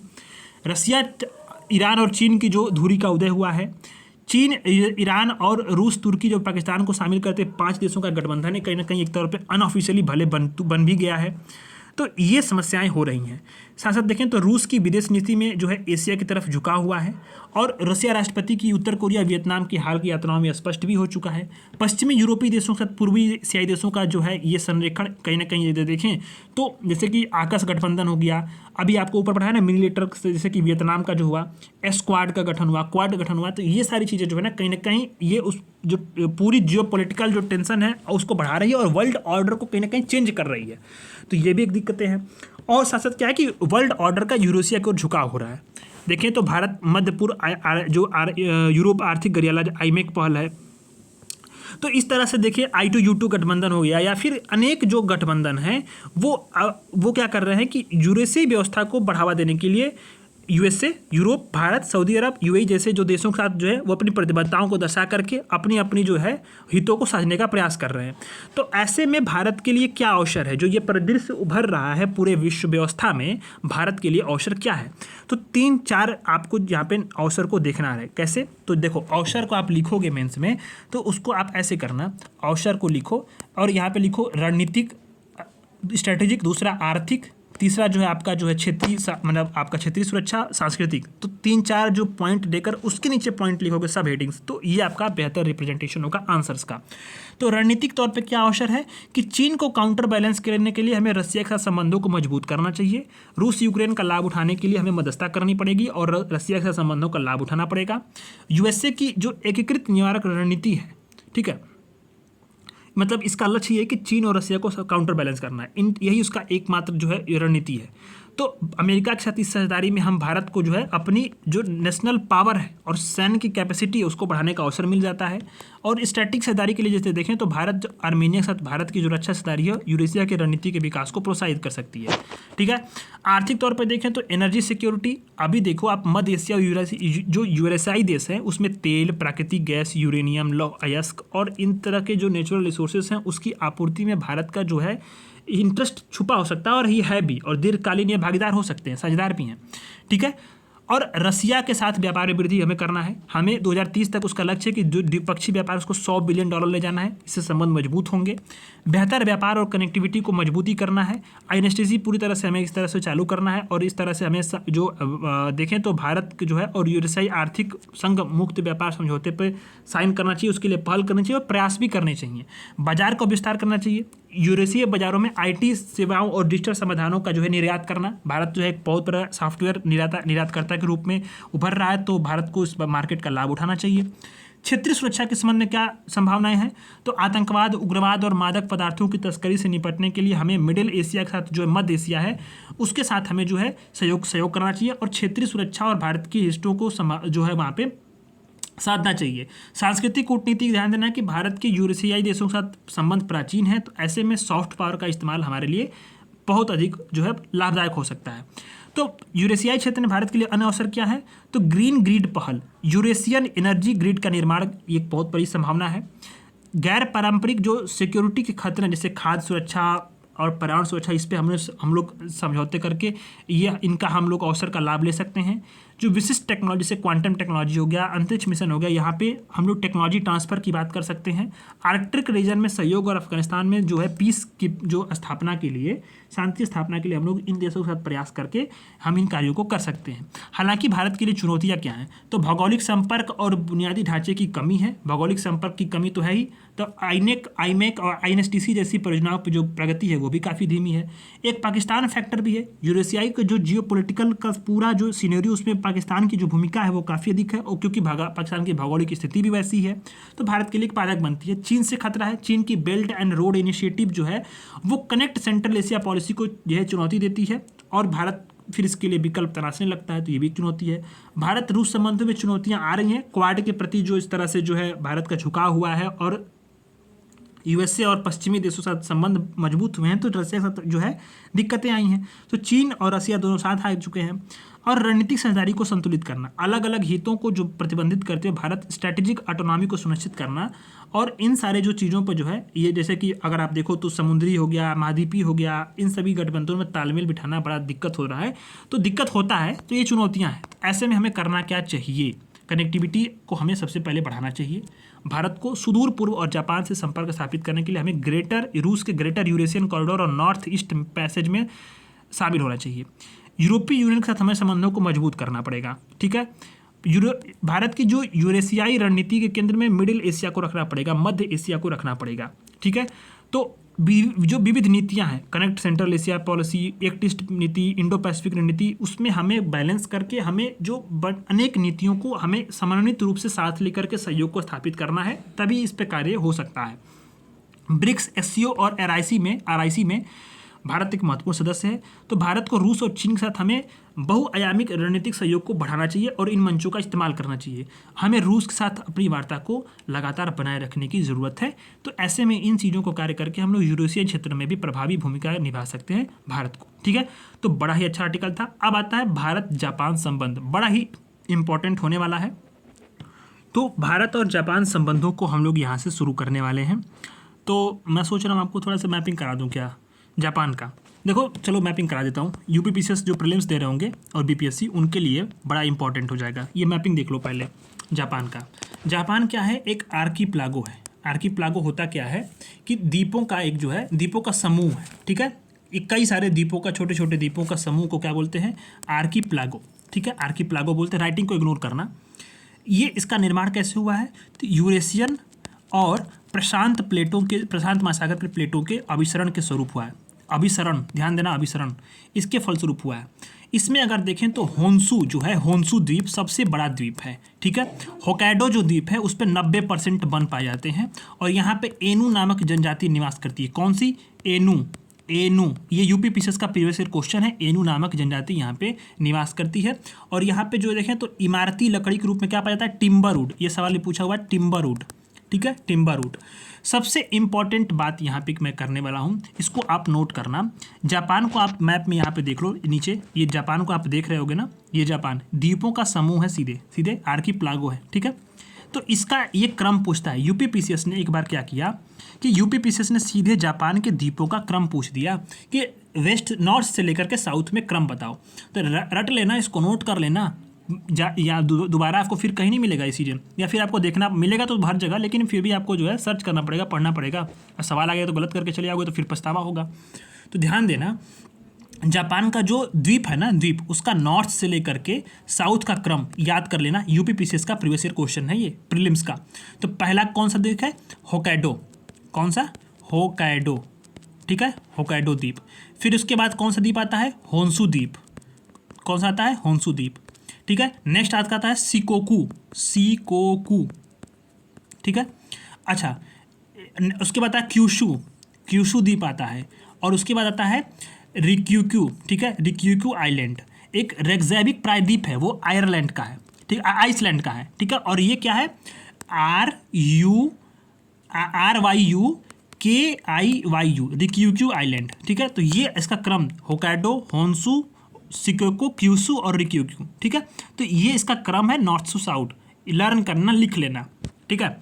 जो होन्शु द्वीप है ना, होन्शु द्वीप, यहीं पे एक ज्वालामुखी पाई जाती है, डोर्मिनेंट वोल्केनो है, सुसुप्त वाला ज्वालामुखी, क्या नाम है उसका, माउंट फ्यूजियामा। पूछा हुआ है यूपीपीसीएस में, यूफ्यूजियामा बीपीएससी में भी पूछा हुआ है, ठीक है। और होन्शु द्वीप जो है ना, होन्शु द्वीप, इसी पे जो दूसरे नंबर का द्वीप है ना, होकाइडो के बाद होन्शु, इसी पे जो है देखें तो सबसे सर्वाधिक जनसंख्या जो जापान की है वो निवास करती है। इसी जापान में कांटो मैदान पाए जाते हैं। मैं आपको एक ही जगह सारी चीज़ें बता दे रहा हूँ, ठीक है। कांटो मैदान यानी कांटो प्लेन पाए जाते हैं। और ये किन किन क्षेत्रों में पाए जाते हैं तो ध्यान देना, टोक्यो में भी कांटो मैदान है, कावासाकी में, ठीक है, कावासाकी और याकोहामा रणनीति आप पढ़ते हो ना, तो इस 3 जगहों पे क्वांटो मैदान पाए जाते हैं, 3 शहर हैं इस पे क्वांटो प्लेन्स में, ठीक है। तो इंपॉर्टेंट है, इसको आप लोग को नोट कर लेना है, रट लेना है, ठीक है। जो कावासाकी है ना दोस्त, कावासाकी ये किस लिए इंपॉर्टेंट है, सूती वस्त्र उद्योग के लिए और ऑटोमोबाइल सेक्टर के लिए। कावासाकी, ये कावासाकी। तो याकोहामा किस लिए इंपॉर्टेंट है, यहाँ पे सबसे व्यस्त बंदरगाह है जापान का और जलयान उद्योग है यहाँ पे, ध्यान देना, यूपीपीसीएस ऐसी चीज़ों को पूछता है। टोक्यो क्या है, टोक्यो जो है सबसे अधिक जनसंख्या वाला शहर है और भारी इंजीनियरिंग उद्योग के लिए फेमस है, ठीक है। तो ये सारी चीज़ें हैं, तो आपने इसको मैं देख लिया। और ध्यान देना है कि आपको जापान का मैप को आपको ओपन कर लेना है, और मैप को आप देख रहे होगे तो ये देखो, होकाइडो और होन्शु द्वीप है ना, होकाइडो और होन्शु द्वीप है, इसके बीच में आप एक जो है एक जल संधि है, ठीक है, एक जल संधि है। आप इसको, इस जल संधि का नाम जानते हैं क्या है, सुगारू जल संधि, सुगारू जल संधि, ठीक है, जल संधि, राइटिंग को इग्नोर करना आप लोग, सुगारू जल संधि, ठीक है। ये जो है आपको ध्यान देना है, यहाँ पे ट्रेन का एक जो है पूरा ब्रिज बनाया गया, लिंक करता है। तो सुगारू जल संधि किसको जोड़ती है, तो होकाइडो और होन्शु द्वीप को जोड़ती है, ठीक है, ध्यान देना। तो ये सेपरेट करती है, जोड़ती नहीं, अलग करती है, सेपरेट करती है, ठीक है, सुगारू जल संधि। तो सवाल आपसे पूछेगा, तो प्रीलिम्स का मैक्सिमम चीज़ें यहाँ से मैंने आपको यूपीपीसीएस का कवर करा दिया, जो सवाल पूछता है और पूछा हुआ है, ठीक है। तो ये आपने कवर कर लिया। अब आते हैं हम लोग कि सुर्खियों में क्यों रहा है कि भारत और जापान के पीएम ने इटली के अपूलिया, जो आपका G7 का शिखर सम्मेलन हुआ ना, वहीं पे बैठक की, द्विपक्षीय बैठक की। तो यहाँ पे क्या हुआ कि बिजनेस टू बिजनेस और नए सेक्टर में सहयोग बढ़ाने के लिए बात की गई। और ध्यान दोनों देशों ने यह भी दिया कि भारत जापान विशेष रणनीतिक वैश्विक साझेदारी 10वें वर्ष में प्रवेश किया है, तो ऐसे में कुछ कार्य यहाँ पे किए जाएँ दोनों पे, यहाँ पे जो है उन लोगों ने उस पर बातचीत किया। तो भारत जापान के जो संबंध है उसका महत्व क्या है द्विपक्षीय, तो साझा सामरिक हित है, भारत जो है और जापान दोनों के साझा सामरिक हित है। कैसे, Japan free ocean Indo Pacific region रणनीति और भारत की हिंद प्रशांत महासागर पर दोनों में जो है चीन का जो हस्तक्षेप है उसके खिलाफ जो है उसका भारत का समर्थन करता है। और ध्यान देना, चीन के काउंटर बैलेंस को हिंद प्रशांत क्षेत्र में सप्लाई चेन पे करने के लिए वो आपूर्ति श्रृंखला लचीलापन पहल में भी जो है वो शामिल है। स्ट्रैटेजिक कनेक्टिविटी में भी जो है जापान भारत को जो है एक्ट ईस्ट और जापान की गुणवत्तापूर्वक इंफ्रास्ट्रक्चर हेतु साझेदारी पॉलिसी है, उसमें साउथ एशिया को साउथ ईस्ट एशिया से जोड़ने की पहल करता है। एशिया अफ्रीका ग्रोथ कॉरिडोर का लक्ष्य ये है कि पूर्वी एशिया, साउथ ईस्ट एशिया और दक्षिण एशिया इसको अफ्रीका के करीब लाना है, तो जापान इसमें सहयोग करता है, ठीक है, और भारत भी सहयोग करता है। इंडिया विजन 2025 पूर्वोत्तर क्षेत्र का जो विकास के पर केंद्रित है, उसमें भारत की एक्ट ईस्ट नीति और जापान की जो है वो आपका free and open Indo Pacific जो पैसिफिक नीति है उसके जो है इसका केंद्र बिंदु के रूप में कार्य करते हैं। भारत का जो नॉर्थ ईस्ट रीजन है, तो ऐसे में ये देश इंपॉर्टेंट है। रक्षा सेक्टर में भी देखें तो जो भारत जो जापान सशस्त्र बलों के बीच में घनिष्ठ सहयोग को बढ़ावा देते हैं। 2-3 जो है आपको इसमें ध्यान देना है, सैन्य अभ्यास जैसे जीमेक्स हो गया, सिन्यू मैत्री हो गया और धर्म गार्जियन हो गया। धर्म गार्जियन को इंपॉर्टेंट है, कई बार यूपीपीसीएस में पूछा हुआ है और ऐसे सवाल यूपीएससी सीएपीएफ में भी, सीडीएस में भी, एनडीए में भी आते रहते हैं। धर्म गार्जियन को ध्यान देना है, जीमेक्स को ध्यान देना है, जीमेक्स मतलब जापान, जैसे जापान, और सिन्यू मैत्री को ध्यान देना है। महत्वपूर्ण व्यापारिक साझेदार भी है, दोनों देशों के बीच में $21 बिलियन का, लगभग $22 बिलियन का जो है वो अमेरिकी डॉलर का व्यापार भी हुआ। और सेपा पे जो है दोनों ने हस्ताक्षर भी किए हुए हैं। जापान जो है, भारत और जापान स्वच्छ ऊर्जा भागीदारी की घोषणा की गई थी और दोनों देशों जो है उद्देश्य क्या है कि आर्थिक समृद्धि को बढ़ाना है और जलवायु परिवर्तन से निपटने के लिए हमें जो है कई सारे सेक्टर में हम लोग सहयोग कर रहे हैं, जैसे कि परमाणु ऊर्जा सहयोग में भी जापान समझौता हुआ था 2017 में। दोष मुक्त बहुपक्षवाद, दोनों देश जो है यूएनएससी में सुधारों का समर्थन करते हैं और क्वाड, G20, G4 जैसे अनेक वैश्विक समूहों का हिस्सा भी हैं और परमाणु के जो अप्रसार और निरस्त्रीकरण के मुद्दे पे भी एक दूसरे के साथ देते हैं। जापान और भारत जो है विज्ञान और टेक्नोलॉजी में सहयोग कर, जैसे कि इसरो और जाक्सा एक जो है ज्वाइंट रूप से lunar polar exploration mission LUPEX का काम कर रहे हैं, तो ये भी इंपॉर्टेंट है। जापान का भारत के लिए क्या महत्व है और भारत के जापान के लिए क्या महत्व है, फिर चुनौतियां क्या हैं और आगे की राह क्या करनी चाहिए हमें, इन बातों पर देखेंगे तो आर्टिकल कंप्लीट हो जाएगा। तो जापान का भारत के लिए क्या महत्व है, तो इंफ्रास्ट्रक्चर डेवलपमेंट में बहुत अधिक इंपॉर्टेंट है इसका महत्व, क्योंकि Mumbai Ahmedabad high speed rail परियोजना जो है जापान के सहयोग से हो रही है। विदेशी निवेश, दोनों के देशों के बीच में 5 ट्रिलियन येन का निवेश करने का लक्ष्य रखा गया है, जापान ने दिया है। भारत के विनिर्माण में जो है जापान बहुत अधिक सहायता कर रहा है, जैसे कि भारत जापान औद्योगिक प्रतिस्पर्धा भागीदारी के माध्यम से। कौशल विकास में जो है जापान का तकनीकी प्रशिक्षण कार्यक्रम और विशिष्ट कुशल कार्यकर्ता पहल बहुत इंपॉर्टेंट है। आधिकारिक विकास सहायता, जापान भारत का सबसे बड़ा द्विपक्षीय दाता भी है। भारत का जापान के लिए क्या महत्व है, तो जनसांख्यिकीय रूप से भारत जो है जापान को उसकी घटती जनसंख्या के कारण जो है कार्यबल की समस्या उसको दूर करने में मानव संसाधन ह्यूमन रिसोर्स प्रोवाइड कर रहा है और कर सकता है। निवेश के अवसर भी हैं, भारत जापान के विशेष तौर पे जो है ऑटोमोबाइल सेक्टर, वस्त्र, इलेक्ट्रिक सिस्टम और फूड प्रोसेसिंग जैसे सेक्टर में इन्वेस्टमेंट के लिए अवसर देता है। कच्चा माल के लिए बहुत अधिक मदद कर रहा है भारत और बड़ा बाजार भी है जापान के सामानों का। चुनौतियाँ क्या हैं और दोनों के देशों में क्या कदम होने चाहिए। चुनौतियाँ ये हैं कि भारत और जापान के बीच में सेपा के बावजूद भी जो है क्या है कि जो द्विपक्षीय व्यापार है ना वो बहुत कम बना हुआ है, तो ये भी एक बहुत बड़ी चुनौती है। रणनीतिक भिन्नता ये है कि चीन से निपटने में अलग अलग दृष्टिकोण है। भारत जो है वो LAC पे चीन की कार्रवाइयों को लेकर मुखर रहा है, लेकिन जो अगर देखें तो दक्षिण चीन सागर, ताइवान में चीन की गतिविधियों को डायरेक्ट आलोचना करने से बचता है। रूस यूक्रेन पे भी रुख देखें तो जापान रसिया के खिलाफ प्रतिबंधों में शामिल हो गया है, भारत ने ऐसा नहीं किया है, तो ये भी समझ जो है। जापान USA के गठबंधन का हिस्सा है, भारत है नहीं। भारत ने 2019 में G20 के शिखर सम्मेलन में जापान द्वारा जो ओसाका ट्रैक था उसका बहिष्कार कर दिया था, तो ये भी चीज़ें थी। परियोजनाओं में कई सारे क्रियान्वयन में देरी है, जैसे कि एशिया अफ्रीका ग्रोथ कॉरिडोर और अहमदाबाद मुंबई के बीच में बुलेट ट्रेन परियोजना है, ये सारी परियोजना में काफ़ी अधिक देरी हो रही थी, ये भी समस्या है। तो दोनों देशों के बीच में संबंधों को बढ़ावा देने के लिए क्या कदम उठाए जाने चाहिए, इस पर बात हो रही चाहिए। तो व्यापार और निवेश में तेजी लाने के लिए सेपा के क्रियान्वयन की समीक्षा करनी चाहिए। रूल ऑफ ऑरिजिन, जहाँ मतलब व्यापार बताया था, रूल ऑफ ऑरिजिन मैंने आपको 2-3 बार पढ़ा चुका हूँ। रूल ऑफ ऑरिजिन अब ज़्यादा लंबा हो रहा है वीडियो, तो इतना डिटेल में नहीं जाएंगे। रूल ऑफ ऑरिजिन पे पुनर्विचार करके हमें करना चाहिए एक सुनिश्चित और स्थिर व्यापार की नीति को जो है निर्माण करना चाहिए। हमें साझा सुरक्षा पर ध्यान देते हुए रक्षा सहयोग में वृद्धि करना चाहिए। क्वाड जैसे मंचों पर हिंद प्रशांत क्षेत्र के प्रति जो है वो सामंजस्यपूर्ण दृष्टिकोण को अपनाना चाहिए और हिंद प्रशांत क्षेत्र में नौ परिवहन की स्वतंत्रता और रूल बेस्ड सिस्टम को मजबूत बनाना चाहिए। जो आधुनिक जीव विज्ञान है, बायोटेक्नोलॉजी है, हेल्थ केयर है, कृषि है, नैनो टेक्नोलॉजी है, सूचना टेक्नोलॉजी है, रोबोटिक्स है, इन जो नए नए सेक्टर्स उभर रहे हैं उसमें देशों का सहयोग करना चाहिए। बिजनेस टू बिजनेस और लोगों के बीच में सहयोग के लिए हमें डायलॉग और कॉपरेशन को बढ़ावा देना चाहिए। ऐसे में दोनों देशों की जो स्वाभाविक साझेदारी है उसका उपयोग करने के लिए ठोस प्रयासों की आवश्यकता को हमें पहचानना चाहिए। एक पॉजिटिव डेवलपमेंट को लाभ और समृद्धि के प्रतीक रूप में परिवर्तित करना, जिससे क्या होगा कि एशिया में विकास, समृद्धि, स्थिरता और घनिष्ठ एकीकरण शामिल हो पाएगा। ठीक है, जो अब नेक्स्ट आर्टिकल आता है न्यूक्लियर वेपन आर्सेनल, परमाणु हथियार शस्त्रागार। सुर्खियों में क्यों रहा है कि Stockholm International Peace Research Institute SIPRI जो है उसने अपनी ईयर बुक 2024 जारी की है, बड़ा इंपॉर्टेंट है। प्रीलिम्स में भी UPSC, BPSC, UPPCS में ऐसे सिप्री पे सवाल आता है। सिप्री पे जो ईयर बुक लॉन्च होगी या कोई रिपोर्ट होगा तो वहाँ से सवाल बन जाते हैं और ये लगातार बनते रहे हैं। प्रीवियस ईयर क्वेश्चन को आप देखोगे तो आप पता चलेगा यहाँ से सवाल पूछता है। तो रिपोर्ट में परमाणु हथियारों की तैनाती, विकास और तैनाती में जो चिंताजनक वृद्धि हुई उस पर प्रकाश डाला गया है। तो ये बताया गया है कि 2023 तक भारत में जो परमाणु हथियार की संख्या कितनी है, 164 से बढ़कर 172 हो चुकी है। पाकिस्तान के पास 170 है।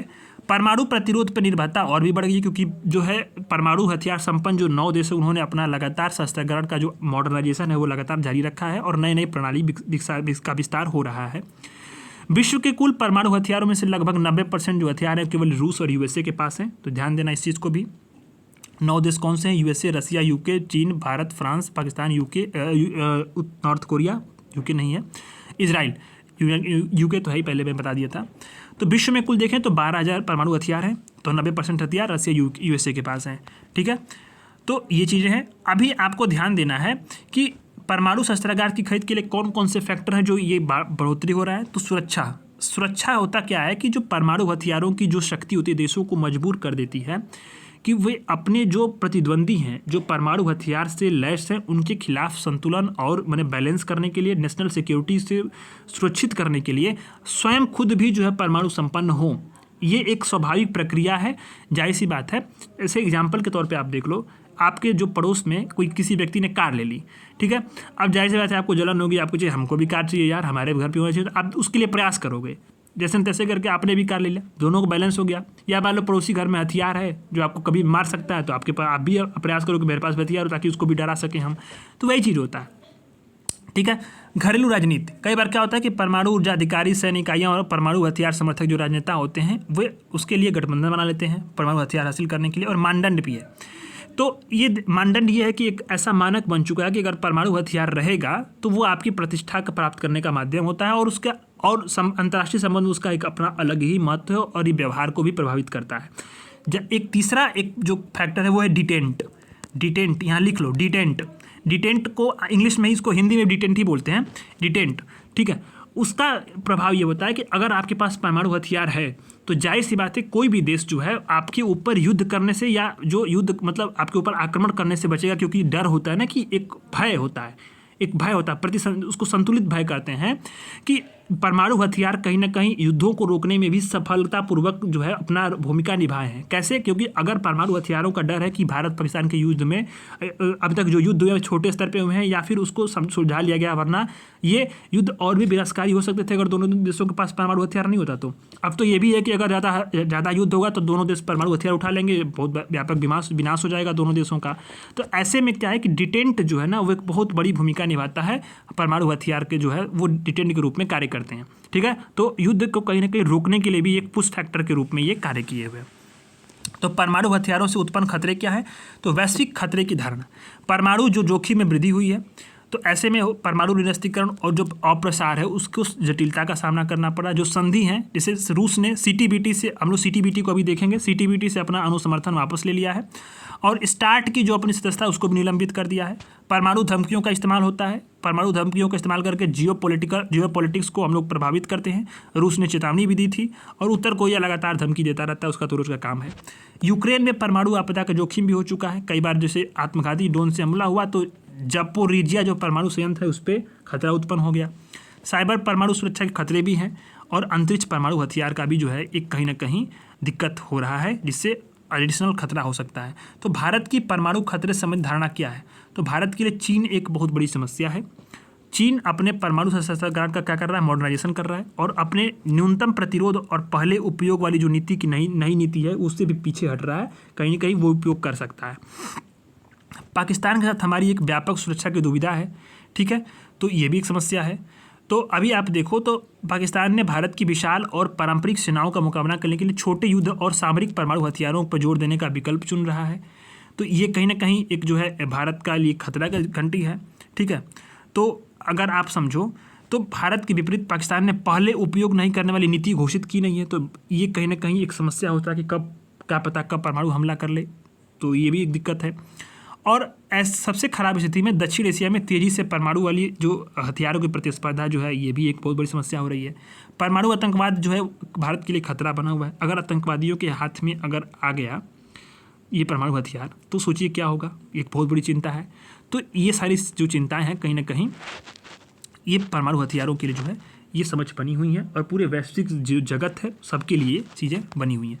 तो परमाणु हथियारों की प्रतिस्पर्धा को कम करने के लिए आगे की राह क्या हो, इस पर हम लोग बात करेंगे, तो समझेंगे इसको। तो आगे की राह हमें करना क्या चाहिए? तत्काल हमें करना क्या चाहिए कि कोरियाई प्रायद्वीप में परमाणु खतरों से बचने और पहले उपयोग नहीं करने की नीति को अपनाना चाहिए और उकसावे वाली सैन्य कार्रवाइयों से बचना चाहिए। यूएसए और नाटो रसिया में बड़ा अच्छा टेबल बना दिया है कि उसको रसिया को न्यू स्टार्ट संधि में शामिल होना चाहिए, CTBT के प्रति अभिपुष्टि करना चाहिए और यूएसए, रसिया और नाटो को पहले उपयोग नहीं करने वाली नीति को सार्वजनिक तौर पे ये अपनाना चाहिए। साउथ एशिया में द्विपक्षीय या बहुपक्षीय परमाणु हथियारों को स्थगित करने की चर्चा करनी चाहिए। गैर आक्रमणकारी समझौते का विस्तार करके सभी परमाणु सुविधाओं और सैन्य सुविधाओं का विस्तारित करना चाहिए। आगे की राह में एक अस्थायी शांति व्यवस्था स्थापित करनी चाहिए। प्लूटोनियम के उत्पादन पर रोक लगना चाहिए। अमेरिकी और साउथ कोरिया जो है ज्वाइंट सैन्य अभ्यासों को स्थगित भी करना चाहिए, जिससे उत्तर कोरिया को भय ना हो। ठीक है।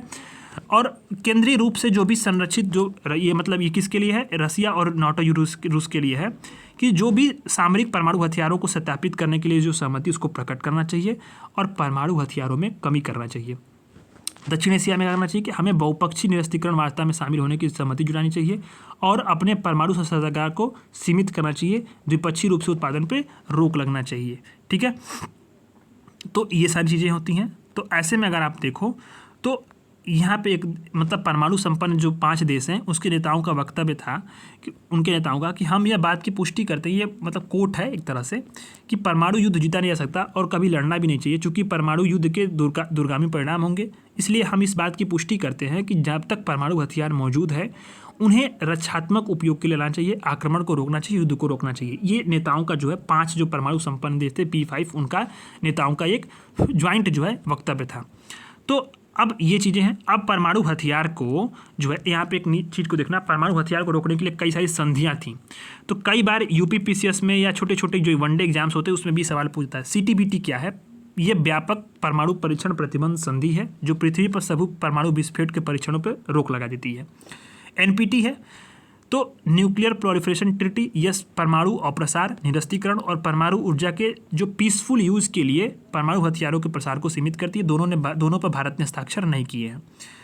भारत इस कन्वेंशन का हस्ताक्षर करता देश है। किस कन्वेंशन का? तो परमाणु आतंकवाद के कृत्यों के दमन के लिए कन्वेंशन 2005 में बनाया गया था। परमाणु सुरक्षा शिखर सम्मेलन होता है तो सभी अगले 4 वर्षों में जो है सभी संवेदनशील परमाणु सामग्री को सुरक्षित करने के लक्ष्य को अपनाया है सभी सहभागियों ने। भारत इसमें भाग लेता है। अब इसके बाद क्या है कि आईकैन पहल। आईकैन क्या करता है कि जो NGO है ये इसका एक सभी जो ये आईकैन जो है NGO का एक अंतर्राष्ट्रीय गठबंधन है जो 100 देशों में परमाणु हथियार निषेध संधि के क्रियान्वयन के लिए प्रयासरत है। भारत इस पर हस्ताक्षर नहीं किए हैं। इसको 2017 में नोबेल पुरस्कार शांति भी मिल चुका है अपनी पहल के लिए, मतलब इस तरह के पहल करने के लिए।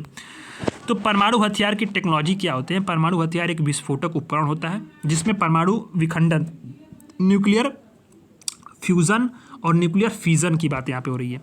दोनों तरह के संयोजन से परमाणु विस्फोट होते हैं और उसका उत्पन्न उसी के लिए डिजाइन किया जाता है।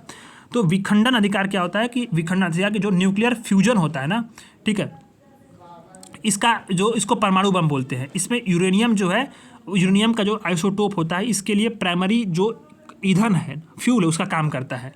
ठीक है। न्यूट्रॉन के अवशोषण से परमाणु का विखंडन होता है और विस्फोट के लिए एनर्जी और न्यूट्रॉन जो होते हैं वो मुक्त होते रहते हैं। 1 टन TNT से 500 किलोग्राम TNT तक जो उसका ऊर्जा उत्पादन होता रहता है। संलयन अधिकार कहता है न्यूक्लियर फ्यूजन। इसमें थर्मो न्यूक्लियर बम या हाइड्रोजन बम कहा जाता है जिसमें कि विखंडन अभिक्रिया जो होती है हाइड्रोजन के संलयन को आरंभ करती है। जो अभी इसमें ड्यूटेरियम और ट्रिटियम जो हाइड्रोजन का आइसोटोप है इसका उपयोग जो होता है संलयन प्रक्रिया के लिए होता है।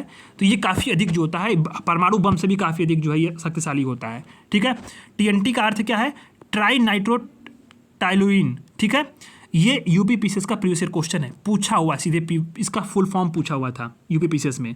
आप 33 ईयर के PY को उठाकर देख रहे हैं, उसमें पूछा हुआ है TNT का फुल फॉर्म ट्राई नाइट्रोटाइलुइन।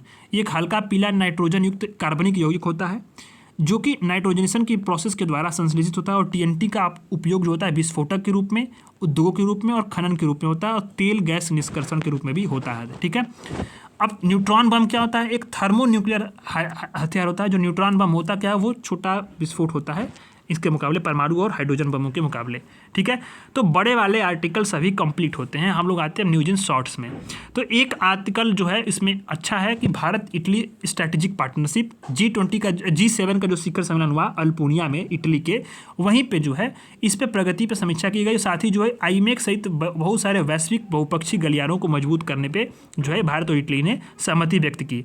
तो राजनीतिक पहलू क्या है कि दोनों देशों के बीच में जो राजनयिक संबंध 1947 में स्थापित हुए थे और इसको स्ट्रैटेजिक पार्टनरशिप के रूप में 2023 में अपग्रेड कर दिया गया जब मेलोनी जी भारत आई थी। तो ठीक है। अब इसके साथ ही 2020 में जो है एक वर्चुअल शिखर सम्मेलन में एक वर्ग कार्य योजना को बनाया गया था 2025 तक।